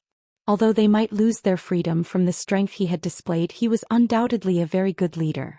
Even if they did not die and only lost a bit of freedom, who would not be willing to submit to such a strong person? Thump thump thump. Another wave of kowtows sounded. Sixth young master, we are willing to submit to you and follow you as our master. Perhaps it was a temporary measure or perhaps they were truly convinced. But no matter what, at least they were convinced now. As for whether they would have other thoughts in the future, Yang Qindong believed that when he showed enough strength, they would only have a deeper level of fear. At that time, even if he forced them to rebel, they would not have the courage to do so. Get up. Next we will announce the first order for you. Deal with your 3 brothers. Also come with me to the study. Pointing at Gao Xiong, Yang Qindong turned around and left. It seemed that he was not worried that these people would escape because they were no longer under his control. Boss. Seeing that there was no restriction, the other brothers all came to Gao Xiong's side. Gao Xiong naturally knew what they meant. The feeling of being under someone's control was not good. However, he had already submitted to them. Plus, he did not know what kind of environment he was in, and whether there were still people secretly watching him. He shook his head lightly. Deal with our brothers' bodies properly. Remember to stay away. I will go in and take a look. The light in the study was much clearer than outside. When Gao Xiong came in, he saw Yang Qindong sitting behind the table. Sixth young master. When he saw the jet-black iron spear on the table, Gao Xiong could not help but tremble. He hurriedly knelt on the ground. What is your name? Where is your home? What do you do for a living? Yang Qindong's voice was ordinary. He was not old, but he gave people endless pressure. My name is Gao Xiong. My ancestral home is Fuzhou.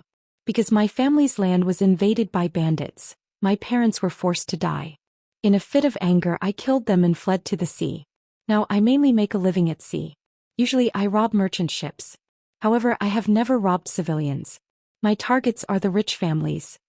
Gao Xiong's language was quite clear. In addition to his good observation skills, Gao Xiong's ability gained Yang Qindong's recognition. Making a living at the sea? Then you are a pirate? Have you ever fought with other pirates? Yes, but because my strength is limited, I only have 2 warships and 30 brothers. My strength is limited, so I don't dare to go to the deep sea. The area I can move in is limited. Gao Xiong told him everything that had happened. Since things had come to this point, there was nothing left to hide. Oh, so you still have 20 brothers outside? Yes, they are all waiting for news at the illegal docks in Fuzhou. When Gao Xiong answered this sentence, he had a little plan in mind. That was, you can't just kill me. Otherwise, who knows if my brothers will avenge me. Then you won't be able to live in peace.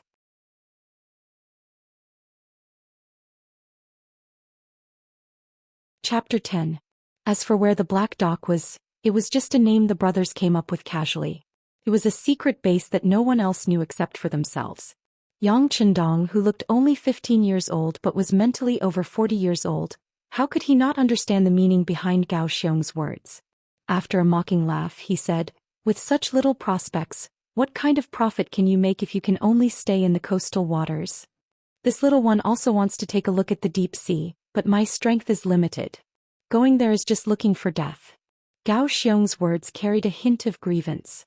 He was just a poor commoner who relied on loyalty and hard work to build up his family business.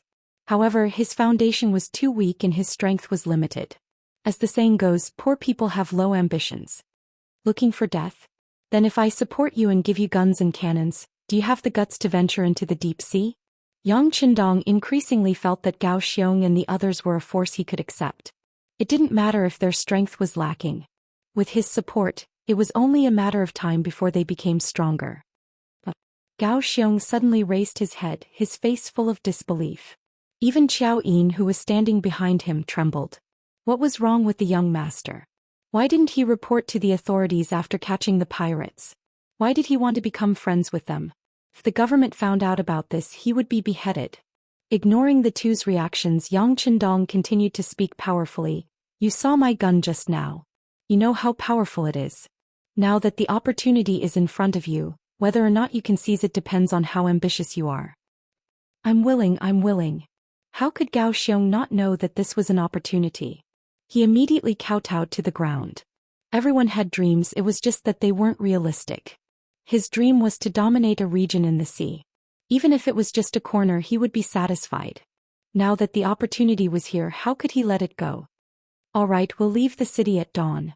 Take me to the Black Dock to take a look. Go. Yang Chendong waved his hand as if telling Gao Xiong that he could leave. Gao Xiong left with a heart full of excitement. Now that there was no one else in the study, Yang Chendong turned around and comforted Xiao Yin. Yin, you must have been frightened tonight. Although she didn't see the corpse, Xiao Yin knew that she had killed someone. She must be very scared. Young master? It was fine. But these people are outlaws, why don't you hand them over to the authorities? Just as Xiao Yin was about to say something, Yang Chendong waved his hand. He felt sorry for Xiao Yin because she felt sorry for him, but that didn't mean that his willpower would be affected. Speaking of which, he was a male chauvinist to begin with. Especially when it came to matters of life and death, he was even more determined. Just pretend that nothing happened tonight. This is the price you have to pay for staying by the young master's side. You have to learn to forget, understand? What Yang Chendong didn't say was that if she couldn't forget him, then the two of them wouldn't be fated to be together. He would find a good family for Xiao Yin to marry, and they would part ways from then on so that they wouldn't implicate each other. Yes, nothing happened tonight. Xiao Yin was smart enough to see the seriousness in Yang Chendong's eyes. She was afraid that the young master would abandon her because of her disobedience. Very good, it's late. Go to sleep. Alright, stay here tomorrow. I'll be going out for a while, but I'll be back soon. Don't worry. Yang Chendong had made up his mind to go to the illegal docks, but he couldn't bring Xiao Yin along this time. After all, it was an unfamiliar place and it was dangerous. Oh. Xiao Yin obediently replied. Tonight's events had shaken her greatly, and she needed time to digest them. She had also heard that the illegal docks were a few hundred li away in Fuzhou. A weak woman like her would only be a burden if she went that far. Young master, you must be careful. Iner is waiting for you at home. In the courtyard, Gao Xiong had already told his subordinates about the conversation he'd had with Yang Chendong. When they heard that the mysterious sixth young master was willing to support them in making a living on the sea, they were all excited. The deaths of the three brothers had been greatly diluted. Speaking of which, the three of them had only recently joined, and they weren't very obedient to Gao Xiong. They weren't like the others who wouldn't act rashly without their big brother's orders. Gao Xiong put the three brothers' corpses into the gunny sack. Originally he'd planned to loot the Yang clan, but now he'd put the corpses of his own brothers in it. After everything was done, they huddled together outside the courtyard for the night. When the sun rose the next day, a carriage covered with a shed appeared outside the Yang clan's old residence. The corpses in the gunny sack were thrown inside, and Yang Chendong drove the carriage out of Jianing Manor. Not far behind him were Gao Xiong's group of 7 who had split up. After leaving the city, they found an unmarked graveyard and buried the 3 corpses. Then the group of 8 headed for Fuzhou. The road wasn't very good, so the carriage wasn't very fast. Gao Xiong's group of 7 could barely keep up.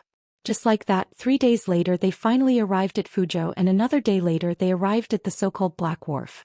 Black Wharf was nothing more than a deserted seaside. Because it was suitable for large ships to dock near the sea, it became the place where Gao Xiong's group rested and got its name. As soon as Yang Chendong's group appeared, several figures appeared beside the reefs by the seaside. At first they looked around vigilantly, but when they saw that Gao Xiong's group was among them, they all jumped out in joy. Big brother, is everything going well? How much wealth does the Yang clan have? A man wearing a tattered robe but very spirited, walked out from the crowd with an iron blade in his hand, a smile on his face. But after taking 2 steps forward, the situation suddenly changed. The iron blade in his hand suddenly flew out of his hand, and a powerful force was transmitted to his arm, causing him to fall uncontrollably to the ground. 6th young master, don't worry, this is my brother Yu Guang. Gao Xiong, who had already seen Yang Chendong's power, naturally knew what had happened and hurriedly pleaded for his brother. Tell your brothers to be careful when they speak to this young master. Yang Chendong's voice was still cold, as if he could kill at any time without blinking. Yes, yes. Gao Xiong hurriedly nodded his head as if he was pounding garlic. Then he shouted to his brothers who had emerged from the reefs, "Don't speak, listen to the sixth young master." But when these words were said, all the pirates were stunned. What was the meaning of this? Weren't they going to rob the Yang clan? How did they end up with the sixth young master? This name was very familiar. If they remembered correctly, their target this time was called the sixth young master. Ignoring everyone's puzzled expressions, Gao Xiong walked in front of Yang Chendong like a lackey. Sixth young master, this is the illegal dock. Behind the reefs over there are the 2 warships that we currently have. Let's go take a look. Yang Chendong lightly nodded his head, then ignored everyone's surprised gazes and took the lead to walk behind the reefs. Everyone didn't understand why the sixth young master would appear here, but since their boss was following, they naturally wouldn't casually make a move. However, those pairs of eyes were still closely staring at Yang Chendong, as if they were ready to attack at the slightest disagreement. Yang Chendong was already used to this. With his head held high, he arrogantly walked past the reefs. What entered his eyes were 2 warships that were close to 20 feet long and 60 to 70 feet wide. Don't be fooled by the name warship. It was actually the smallest type of ship in the Ming dynasty. Not counting sentry ships and patrol ships, this type of warship was the smallest type. In the early Ming dynasty, the power of the sea was still very strong. Especially the treasure ships that Zheng He built when he went to the Western Ocean. They were huge existences, and who knew how many countries at sea were frightened by them. However, ever since the Ming Xuanzong era, the country had gradually stopped building ships because it was a waste of manpower and money. Until the current Minging Zone, they had directly banned the production of ships. Naturally, the production of ships had stopped, and some shipyards had closed down. The workers there had also been dismissed and returned home. It was because of the ban that the Japanese Empire was able to prosper in the future.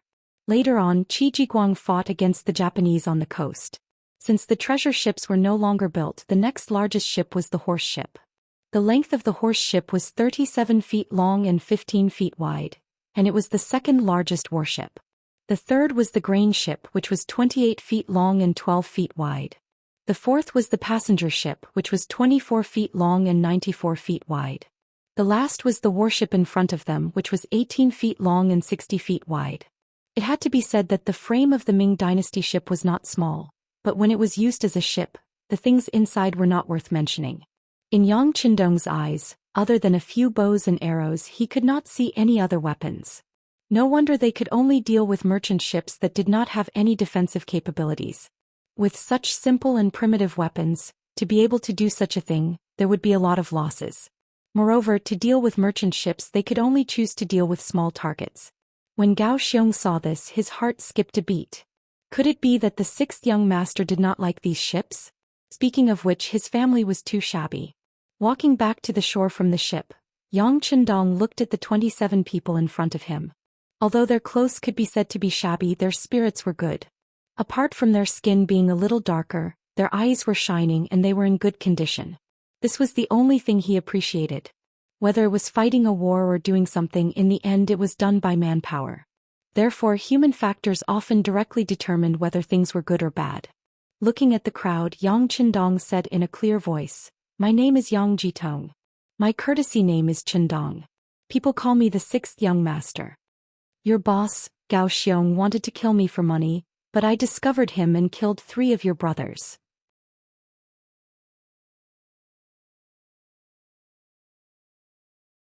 Chapter 11. As soon as he finished speaking, the other pirates who had already discovered that the 3 of them were missing were filled with righteous indignation. From the looks of it, it was clear that they would attack at any time. Perhaps in their eyes, the sixth young master was too young and alone. Any one of them could easily deal with him. Seeing the restlessness of the crowd, Yang Chendong laughed mischievously. Then his gaze fell on a spear more than 20 steps away. It was unknown which pirate's weapon it was, but it was currently stuck in the ground. With a wave of his hand, a shot was fired. Bang! The Type 92 without a silencer let out a gunshot. Looking at the spear, it had already broken into two. This sudden change shocked everyone. The pirates who were originally eager to rush up and capture him consciously stopped moving forward. There were even some who began to break out in cold sweat. To be able to accurately hit the spear from such a distance, then if they had rushed up, wouldn't they have become corpses by now? Seeing everyone's reaction, Yang Chendong was very satisfied. This was the effect he wanted. Very good, you should have seen the advantage of a weapon. When you still want to show off your courage and think that your strength is the best in the world, others can already take your head from 100 steps away. May I ask, how are you going to fight this battle? Facing such a question, more than 20 brothers lowered their heads, including the two leaders, Zhou Xian and Yu Guang. Seeing that everyone was shocked by his display of strength, there were even some who revealed fear and pain in their eyes. Yang Chendong knew that the effect of establishing his power had been achieved. Following the idea of showing mercy and mercy, the next step was to show mercy. You still have self-respect and can still see your own shortcomings. This is very good. At least it proves that you still have self-respect, still no shame, and can still be saved.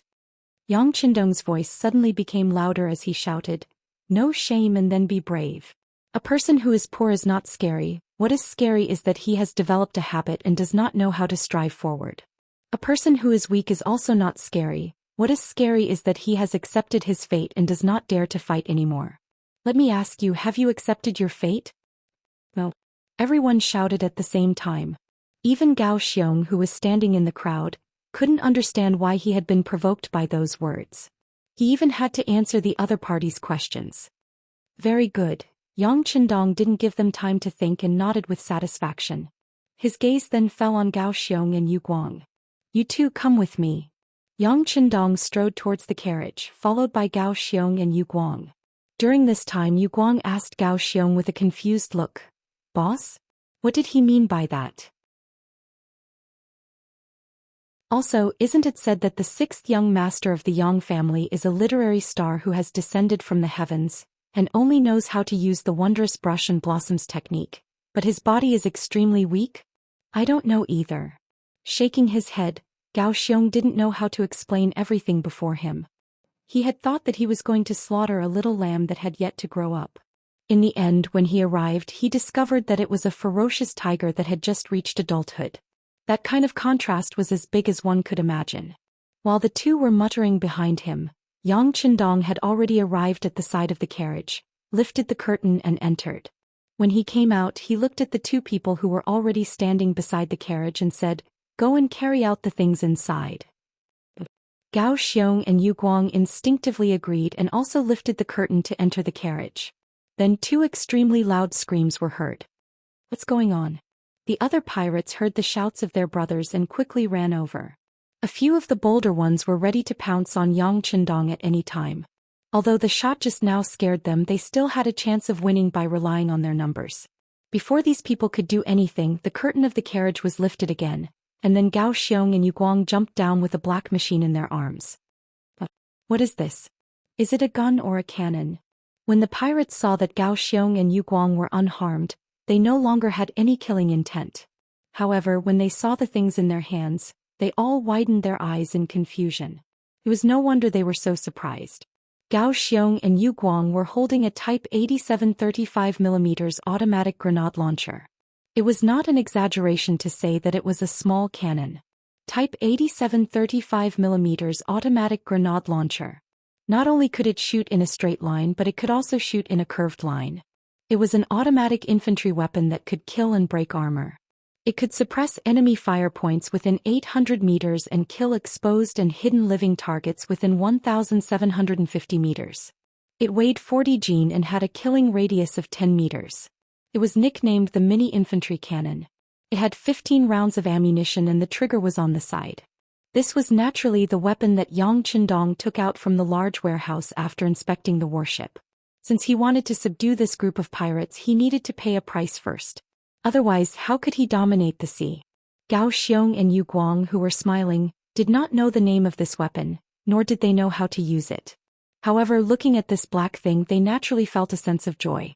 In their opinion, this thing must be very useful. Put it on the ground.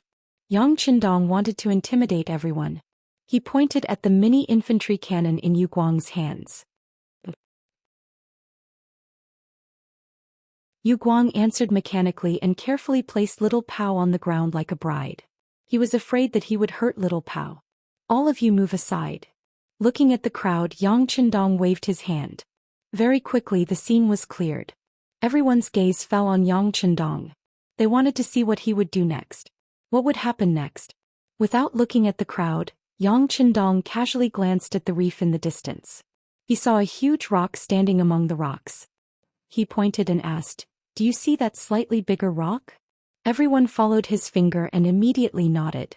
Yu Guang even took the initiative to answer, "I see it. That rock is about 700 steps away and weighs about 100 jin." Hearing Yu Guang's answer, Yang Chendong's face was filled with joy. He didn't expect Yu Guang's eyesight to be so extraordinary. He really was a good seedling. Seeing the admiration in Yang Chendong's eyes, Yu Guang naturally puffed out his chest. It was as if he was saying, "How is it? Aren't you amazing?" However, this pride disappeared with Yang Chendong's next sentence. "Then I'll choose that rock." Everyone watched closely. "How do I destroy it in an instant?" "What? That's impossible." "It's definitely impossible. It's 700 steps away and it's so big. This reef is very sturdy after being hit by the wind and rain. I think he's just boasting." Voices of discussion rose and fell one after another. Clearly, to the people who did not have the slightest bit of experience, the goal that Yang Chendong mentioned was simply impossible to achieve. Everyone quiet down. Yang Chendong didn't care so much. Instead he laid down beside the mini cannon. His left eye was closed and his right eye was wide open as he started to aim. Everyone didn't know what would happen next, but they instinctively became extremely quiet. They stared at Yang Chendong's body, waiting to see what would happen next. Yang Chendong didn't make them wait for long. He didn't make any extra movements. His right index finger pulled the trigger on the side of the mini cannon. Following that, a flame suddenly shot out. When the flame flashed, many people were shocked. Before they could react, a loud boom was heard. Following that, someone shouted in their ears, "It hit! It hit!" It was indeed hit.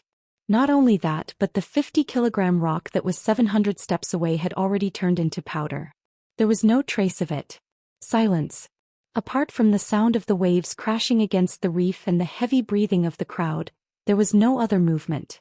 Everyone was shocked by the scene in front of them. They were so shocked that their jaws almost fell to the ground. Among these people there were a few former naval soldiers of the Great Ming Dynasty. They were fortunate enough to have seen the cannons of the Great Ming Dynasty. However, not only were those cannons huge, but they were also loaded from the muzzle. There was no rifling in the barrel. The cannons didn't have or only had very simple aiming and recoil devices. When firing, they often needed to be manually ignited. The cannons only had solid shells made of stone or iron. Occasionally, there would be a small number of explosive bombs as well as scattershot made of stone, metal, or lead. It was almost impossible for such a cannon to accurately hit an object 700 steps away. Even if it was a coincidence, it wouldn't be able to turn the rock into powder like this. If there was a comparison, it would be like the difference between heaven and earth. Just imagine if such a cannon met the cannons of the Great Ming Dynasty, what would happen? Even a fool would be able to tell. It would probably be completely destroyed before the enemy could even get close. Even if the enemy managed to get close, it would be very difficult for it to cause any fatal damage. With a single cannon, everyone became silent. After a quarter of an hour, a putong sound was heard. It was the sound of Zhou Xian, who was hugging another mini cannon, kneeling on the ground. It had to be said that even though Zhou Xian was kneeling on the ground, he was still holding the mini cannon in his arms. From this, it could be seen that Zhou Xian was a person with great strength. Following Zhou Xian's kneeling, the others also came to their senses and followed suit, kneeling down with a series of thuds. At this moment they truly submitted. Whether it was because of the power of the cannons or because they were intimidated by Yang Chendong's imposing manner, they had now lost the power to resist. All that was left was their willingness to submit. "Sixth young master, we are willing to be your slaves. We only ask that you accept us." Zhou Xian was the leader of the group, so his words naturally represented everyone.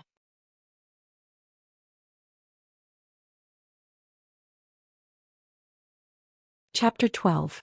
What was different from before was that after he said this, no one objected. It was clear that they had tacitly agreed to this fact. To put it nicely, they were pirates. However, in reality they were not doing well. Otherwise, they would not have thought of going to Jianing Prefecture, which was hundreds of miles away. Now that they finally saw hope, they naturally wanted to grab hold of it. There were a total of 27 people kneeling on the ground. This might not be worth mentioning in the eyes of others, but in Yang Qindong's eyes, this was not a small force. If used well, once it blossomed in the future, its effect would be shocking. It was like a small blade of grass. When it grew, it would also push away the boulder on its body, not to mention 27 people. Although he had long planned to take these people in, otherwise he would not have traveled hundreds of miles to get here. However, when it came to accepting these people, Yang Qindong was still very cautious. He knew very well what kind of effect these weapons would have on the current Ming dynasty. It was not an exaggeration to say that it would be shocking. If he really exposed it too early, he was afraid that he would become the target of public criticism. Unless he wanted to rebel, there would be no place for him in the world. Caution had always been Yang Qindong's way of life. Otherwise, after completing so many missions in his previous life, who knew how many times he would have died? Are you willing to take me as your master? Under the expectant eyes of everyone, Yang Qindong finally spoke slowly. Yes, we are willing. This time not only Gao Xiong but also Yu Guang and the other 25 brothers all answered in unison. However, if you want to become my subordinate, it is not an easy thing. You have to go through all kinds of tests. It will be very difficult, very tiring, and you may even lose your lives. Have you thought about it? Of course, if anyone does not agree, feel free to say so. I will not make things difficult for anyone. I have prepared silver taels in the carriage. Anyone who leaves will get 5 taels of silver. With this, you can find a small place to start anew. So, I hope that when you make your choice, you will think carefully. There's no need to think. We are willing to take the 6th young master as our master. Gao Xiong was the first to answer loudly. We are willing. The other 26 people said in unison. In the past, they were still pirates who had no intention of leaving. Now that they could see hope, who would be stupid enough to leave? Originally, Yang Qindong was worried about how he was going to deal with them once they left. After all, the power of the cannon could not be leaked. Now that everyone had stayed behind, it saved him the trouble of thinking about other things. All right, since you're all willing, then this young master will also make a request. Those who want to follow me will have to go through a test, and before you are fully recognized, there are still 2 things you need to do, and that is loyalty and obedience. Loyalty. The one who is loyal is naturally me. No matter when or where, I cannot betray you. Otherwise, I will not be able to rest in peace even if I die. Even if there is a bottomless abyss in front of you, no one can stop for any reason without my command. Can you do that? With his own advantages, Yang Qindong could do a lot of things. Of course, there would be many people he would need, and how to manage these people would become the most important thing, and the most important thing was loyalty. If these people were disloyal, they would very likely take out their own weapons to deal with him. If that was the case, he would be smashing his own foot with a rock. We can do it. In this life we will only serve the 6th young master. If we violate this oath, may the heavens strike us with lightning and we will die a horrible death. Gao Xiong reacted quickly and was the first to state his position. Following that, Yu Guang followed suit, and the remaining 25 people all gave the same speech. Good. Seeing that everyone had made the oath, at that time the people were ignorant, and the binding force of the oath was still very strong. Yang Qindong chose to believe these people. Of course, this was only the initial belief. He would have various methods to make these people truly submit to him. After saying good, Yang Hodong shouted, "Now this young master will give the first order. Everyone stand up." Walala. Everyone stood up. What was worth mentioning was that Gao Xiong was still hugging the mini cannon and did not let go. Looking at him, it was as if he wanted to sleep with him and did not have any intention of letting go. Regarding this, Yang Qindong did not care. There were many good things like this in the warehouse. What could be used and what level could be used completely depended on how much progress these people would make and how much territory they would conquer. The Ming dynasty that had just experienced the rule of benevolence was still in its prime. It would only decline a few years later with the Tumu Castle rebellion. Going against the great Ming dynasty at this time was not a wise decision. Luckily, the current Mingzong had banned the sea, and this left a big gap. If they only developed their forces on the sea, Yang Qindong believed that they would not reveal their strength. More importantly, they would be able to train their troops and create a lot of wealth at the same time. At that time they would be able to occupy an island. Even if they were to fall out with the Ming dynasty one day, they would have a way out. In order to achieve this, the 27 people in front of him were the foundation. How to make use of them was something that needed to be carefully thought out. Regarding this, Yang Qindong used the separation training method. The separation training naturally meant that he would split up their small group and transfer the separated group to his side to receive training. This way, after interacting with each other for a long time, they would naturally develop feelings for each other. Adding on the fact that he had shown his strong side, their loyalty would be guaranteed. At this time, everyone stood up as if they were waiting for Yang Qindong's second order. However, the sixth young master did not give out any more orders. Instead, he chatted with everyone as if they were having a normal conversation. At the same time, he also said that he could stay here for 2 days. In these 2 days, he would first teach everyone how to use the mini cannon in order to increase their military strength and prepare for the expansion of their forces. Out of the 27 people, 7 people with good eyesight and strength were selected to begin simple training. Among them was Yu Guang. Originally, Gao Xiong also wanted to follow, but was rejected by Yang Qindong. Since he was the leader of this group, he needed to plan and strategize and not personally kill the enemy.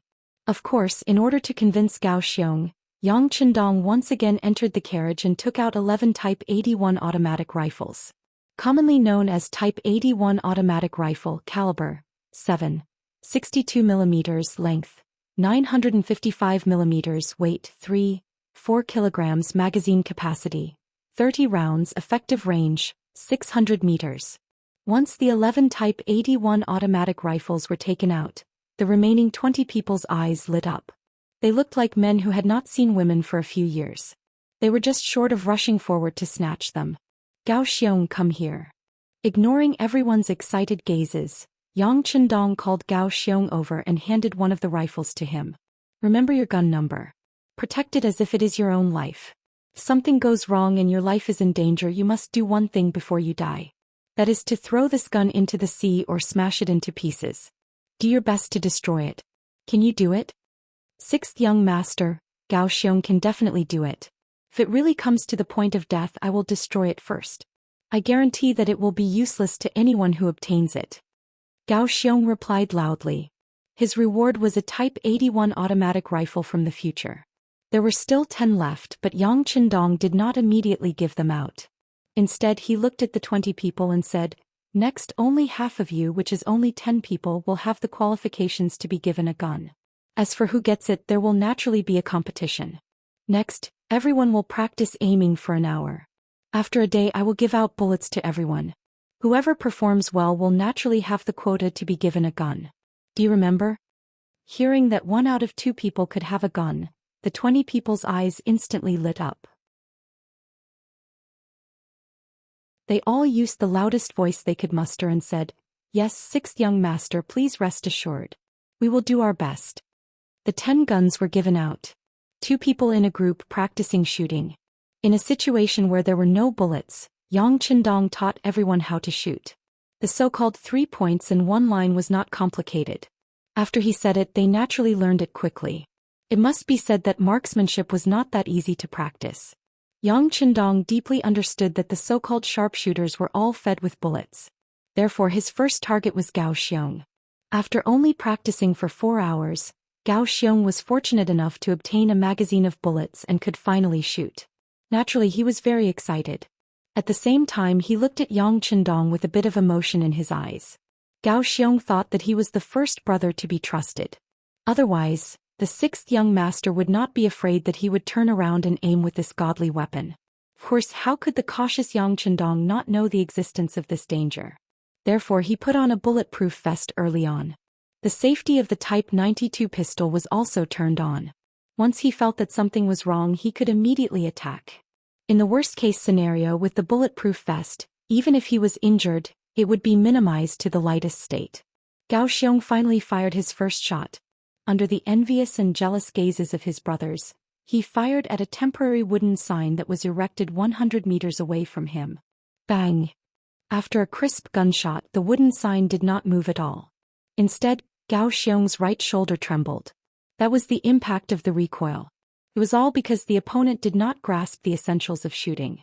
With a dejected expression, Gao Xiong was very depressed. At this time Yang Qindong did not say anything to ridicule him. He who had led who knows how many soldiers already knew when to criticize and when to encourage.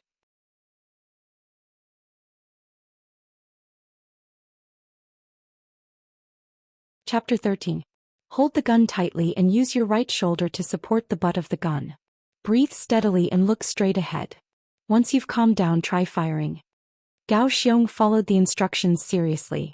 When he felt that his body was no longer as agitated and his breathing had stabilized, his right index finger slowly touched the trigger.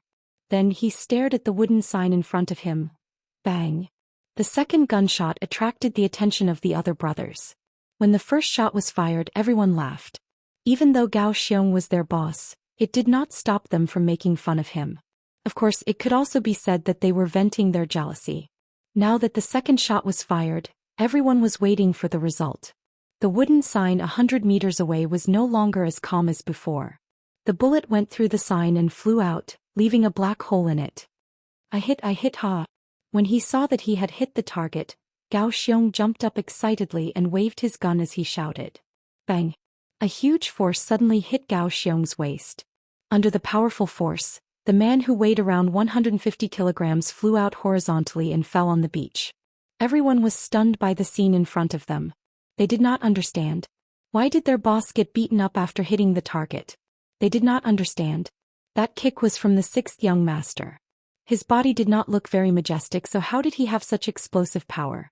He was able to kick Gao Xiong, who was taller and stronger than him. Gao Xiong, who was kicked down, was also stunned. He did not know what he had done wrong. His waist was also hurting. He thought that the sixth young master was strong because of these godly guns that they had never seen or even heard of before.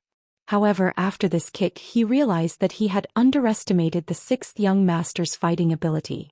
If the two of them were to fight, the chances of him winning would be very low. Throw the gun away. While he was still thinking about all kinds of questions, Yang Qindong's voice rang in his ears. Out of habit he threw his Type 81 rifle to the ground.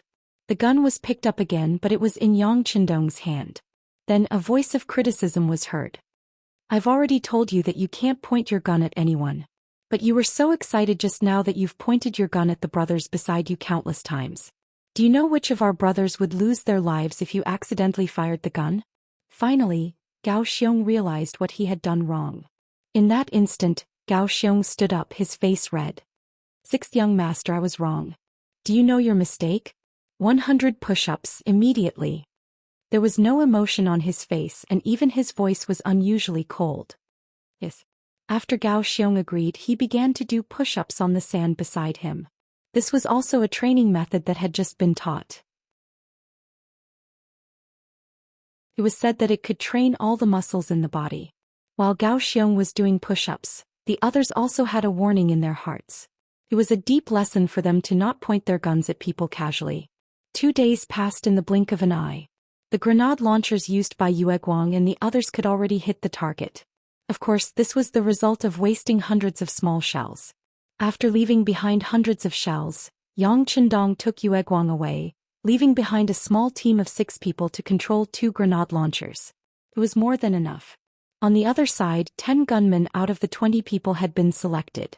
After firing thousands of bullets, they could basically hit the target. It was just a matter of their results. Among them, Gao Xiong's marksmanship was the best. He had a gun alone, which meant that he had a considerable advantage. The 10 gunmen who had won first place looked excited. They held their Type 81 rifles lovingly. The 10 people who did not win the competition looked bitter. They looked listless, as if they had lost a family member. All right, the 10 of you listen to orders. Hand over the guns in your hands to the others. You and Yue Guang will follow this young master back to Jianing. Unexpectedly, Yang Qindong's words made a huge difference in the seemingly settled result. Before the 10 people could figure out why, the Type 81 rifles in their hands had already been snatched away by others. Then it was their turn to look bitter. Yang Qindong didn't even spare them a glance. He would speak with facts. He decided to leave. Before he left, he called Gao Xiong alone and handed him a 6x30 scope binoculars. After I leave, you have to find a way to strengthen the team. At the same time, you have to understand the situation around you, especially the situation in Xi'an. Xi'an is the location of Tainan City in the future Taiwan Island. Don't be shy. The next time I come, I don't want to see you with only 2 warships. 6th young master, don't worry. With the things you gave us, we have the final say in the waters around here, Gao Xiong said confidently. It was no wonder he was so confident. With guns, cannons and high-powered binoculars that could predict the enemy's movements, he really could not imagine who could be his opponent. He patted Gao Xiong's shoulder to comfort him. Yang Qindong turned around and left. Yu Guang and the other 10 brothers were reluctant to part with him. It was not easy to get guns and cannons, and they were the kind that were so powerful that they could be called divine objects. But they really did have to follow the 6th young master back to Jianing. They did not know whether to be happy or sad. Yang Qindong did not have to drive the carriage himself. This time, sitting in the carriage, he finally experienced the feeling of being a shopkeeper who did not have to do anything. Even when they stopped to rest along the way, there were people who brought him food and drinks. The only drawback was that the carriage was too bumpy. If it were not for his good physique, he would have fallen apart. The journey back was obviously faster. After only 3 days, they returned to Jianing Prefecture and the Yang family's old mansion. The old housekeeper Yang Qindong had already brought people back from the Yang family manor. When Yang Qindong returned to the old mansion, he not only saw them, but also Tiger's Mane, who had returned a day earlier. Tiger's Mane had been arranged to look for servants. Over the past few months, he had spent 300 taels of silver. Finally, he had not come back empty-handed. He had brought back 30 strong men. Young master, you're finally back. When she saw Yang Qindong enter the backyard, Xiao Yin had already rushed over with tears streaming down her face. If it were not for their statuses, she probably would have thrown herself into the young master's broad embrace. Hee hee, young master, aren't you fine? Don't cry. You won't look good if you become a little kitten. Yang Qindong reached out and scratched Xiao Yin's nose, then laughed heartily. Young master. Tiger's Mane suddenly appeared in a half-kneeling position in front of Yang Qindong. You're back. It must have been a tiring journey. Looking at Tiger's Mane, who had been his study companion since he was young, but liked to play with weapons, Yang Qindong's eyes flashed with a rare gratification. It's not hard to work for young master. This time I've brought a total of 30 brothers. They're all young and strong and they don't have families to worry about. Hu Mang reported the results of the battle without even raising his head. This was one of the things that Yang Qindong admired about him. He was never arrogant because of his close relationship with others, and he knew his own status. Good. Where are they? Hearing that there were 30 people, Yang Qindong was very satisfied. If there were too few people, it would be useless. If there were too many, it would cause too much of a commotion. These 30 people were just right. In order not to attract attention, I arranged for them to be at the Yang family manor outside the city. Tiger's Mane was indeed very reliable. He had thought of everything that needed to be thought of. This made Yang Qindong even more gratified. Let's have a meal together, then go take a look. After rushing for 3 days and eating a meal, he brought Tiger's Mane, Xiao Yin and Yu Guang, who were waiting outside the Yang family manor, and rushed out of the city. Yang family manor. It occupied 1,000 mu of land. It was done when Yang Rongfu was still alive. Now that the master and madam had passed away, the 6th young master, who stayed behind to look after the house, became the actual owner. This wasn't the first time he came to Yang family manor. He had come here many times when he ran in the past. It was the girl that Tiger's Mane liked. Her parents were tenants of Yang family manor. As soon as he entered, Yang Qindong instinctively asked jokingly, "Have you seen Feng? Not yet. I entered the manor last night. I didn't have time." It was rare for Tiger's Mane to blush. Hing, give Tiger's Mane 20 taels of silver. Let him buy some suitable clothes for Feng. After the new year, propose marriage to Feng's parents in the name of the Yang family. Yang Qindong laughed loudly. He was clearly in a good mood. Thank you, young master. With a plop, Tiger's Mane, who was driving the carriage, suddenly jumped down and knelt on the side of the road. All right, come up and drive your carriage. All right, tell this young master about those people. Yes. After Tiger's Mane agreed, he turned and jumped onto the carriage. As he drove, he said, 28 of them are the subordinates of a man called Ting Shan. They were originally bandits, but because the taxes were too heavy, they couldn't live in the mountains. They have seen some blood. Most importantly, they have a good foundation and have trained a bit. When I went and told them that I would give them a new way out, they all followed me. Oh right, according to what young master said, there were originally more than 10 people. They didn't want to follow me, so I gave each of them 2 taels of silver to let them go. On the way back we met a man called Lung Song. The funny thing was that he wanted to stop our group of 30 people by himself. We fought on the spot and he really knocked down 5 or 6 of our brothers. But in the end we still managed to hold him down. He even shouted that he didn't eat his fill. Otherwise our group of 30 people might not be his match. Alright, this person was born in the army. It was only because his money and food were embezzled by his superiors that he couldn't live anymore. He escaped and just happened to run into us. Interesting. Yang Qindong listened to Lung Song's story and became curious. He really wanted to see what this person was like.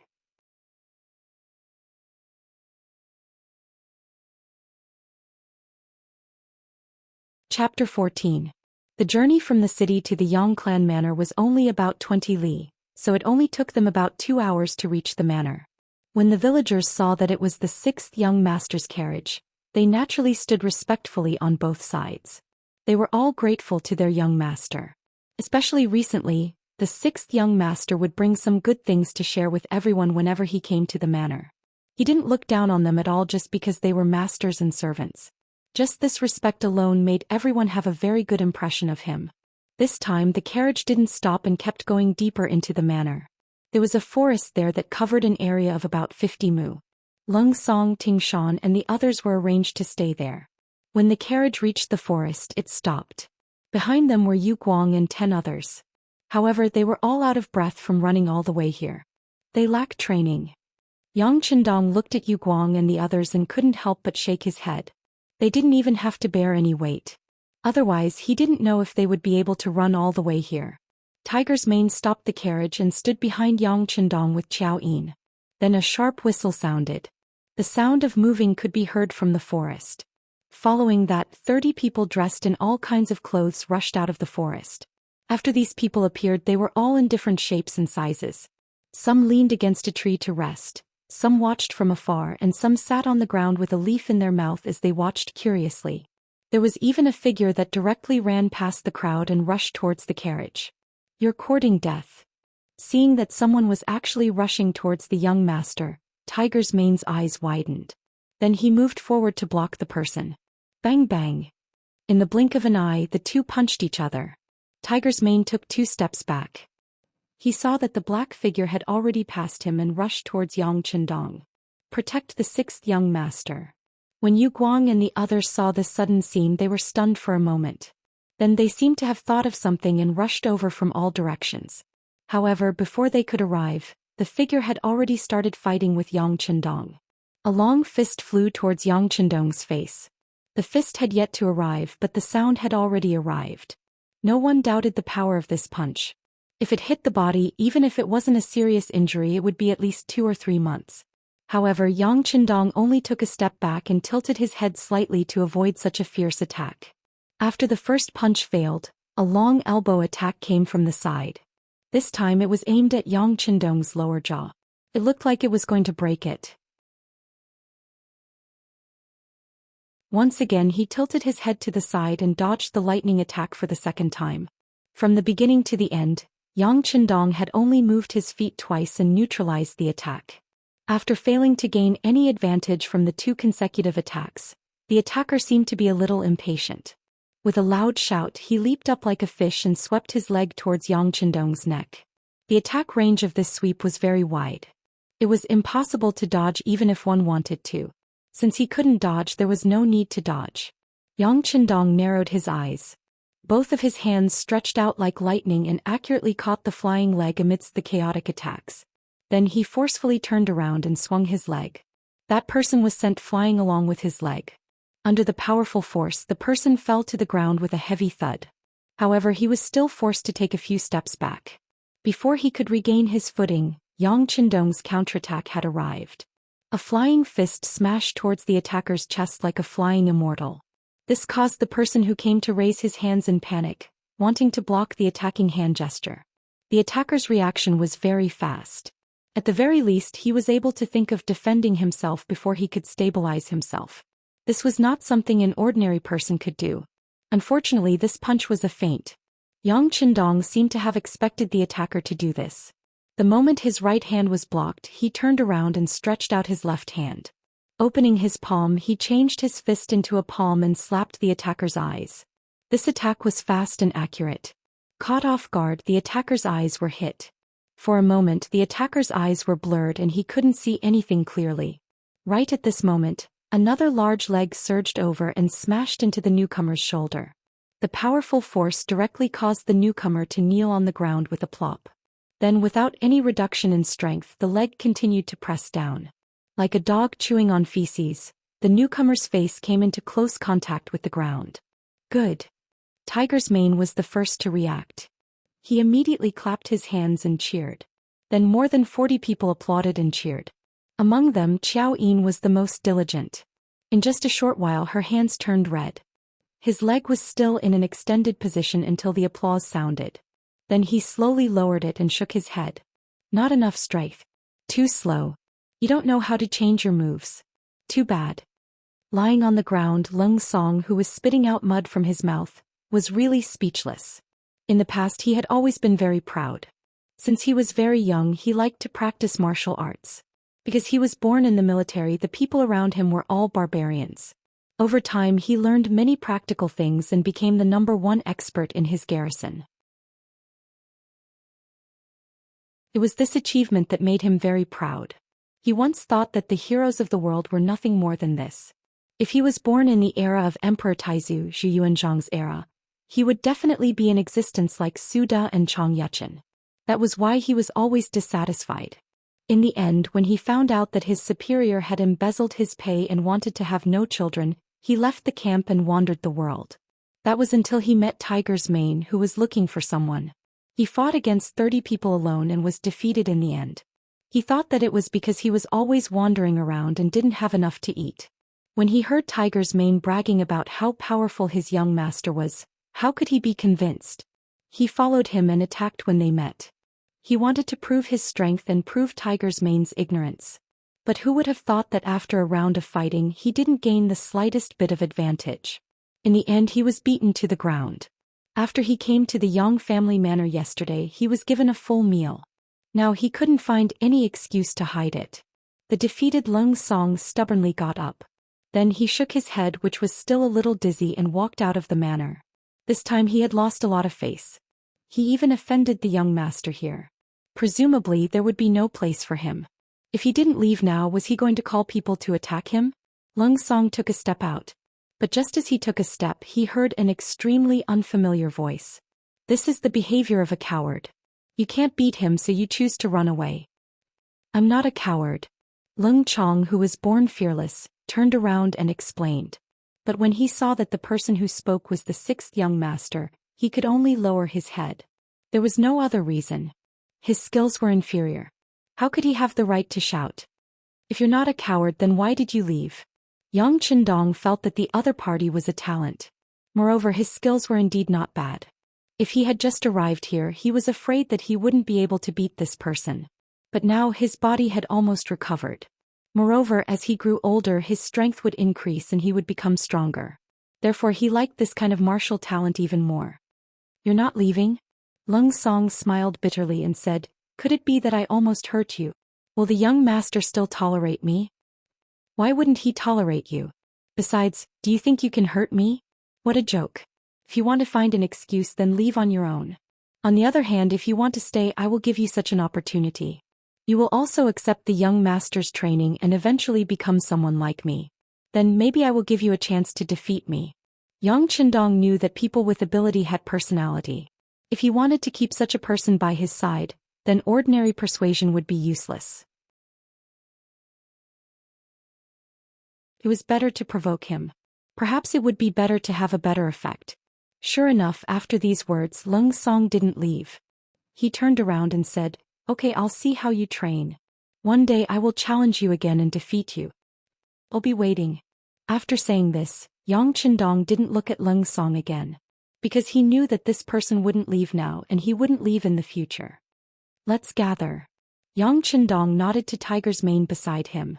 After showing his strength, he began to lecture them. Everyone gather here. Tiger's Mane said with a red face. Just now he didn't block Lung Song. If it wasn't for the young master's strength, he would have been at a disadvantage. If that happened, it would be tantamount to dereliction of duty and he deserved to die. Tiger's Mane, whose face was red and even a little angry, shouted. Soon Ting Shan and Yu Guang came over with everyone including Lung Song. However, no matter how you looked at it, they all looked sloppy. In the words of the old people, they didn't even look like they were standing. Looking at the 40 people standing together and occupying a large area, Yang Chendong shook his head. This was simply a pile of loose sand. It seemed that he still had to teach them in the future. Quickly stand up straight. Tiger's Mane was still anxiously urging them, but those people didn't seem to be very obedient. They were still standing in a relaxed posture. One couldn't blame them. One group was sea pirates and the other group was mountain bandits. They were used to being free and undisciplined. Now that someone suddenly wanted to control them, how could it be so easy? Bang! Just when everyone was still waiting to see how Tiger's Mane would react, a gunshot rang out. Everyone's eardrums seemed to have been shaken and they all stood there, not knowing what to do. Just when everyone was curious about where the sound came from, a shocking scene appeared. Just behind them, a tree as thick as a person's wrist was actually cut in half. The thick tree trunk and leaves fell to the ground, giving people a great visual impact. You're tuning in to the Zhou Xian's Legacy YouTube channel. Don't forget to subscribe and join us on this journey to catch the most captivating stories.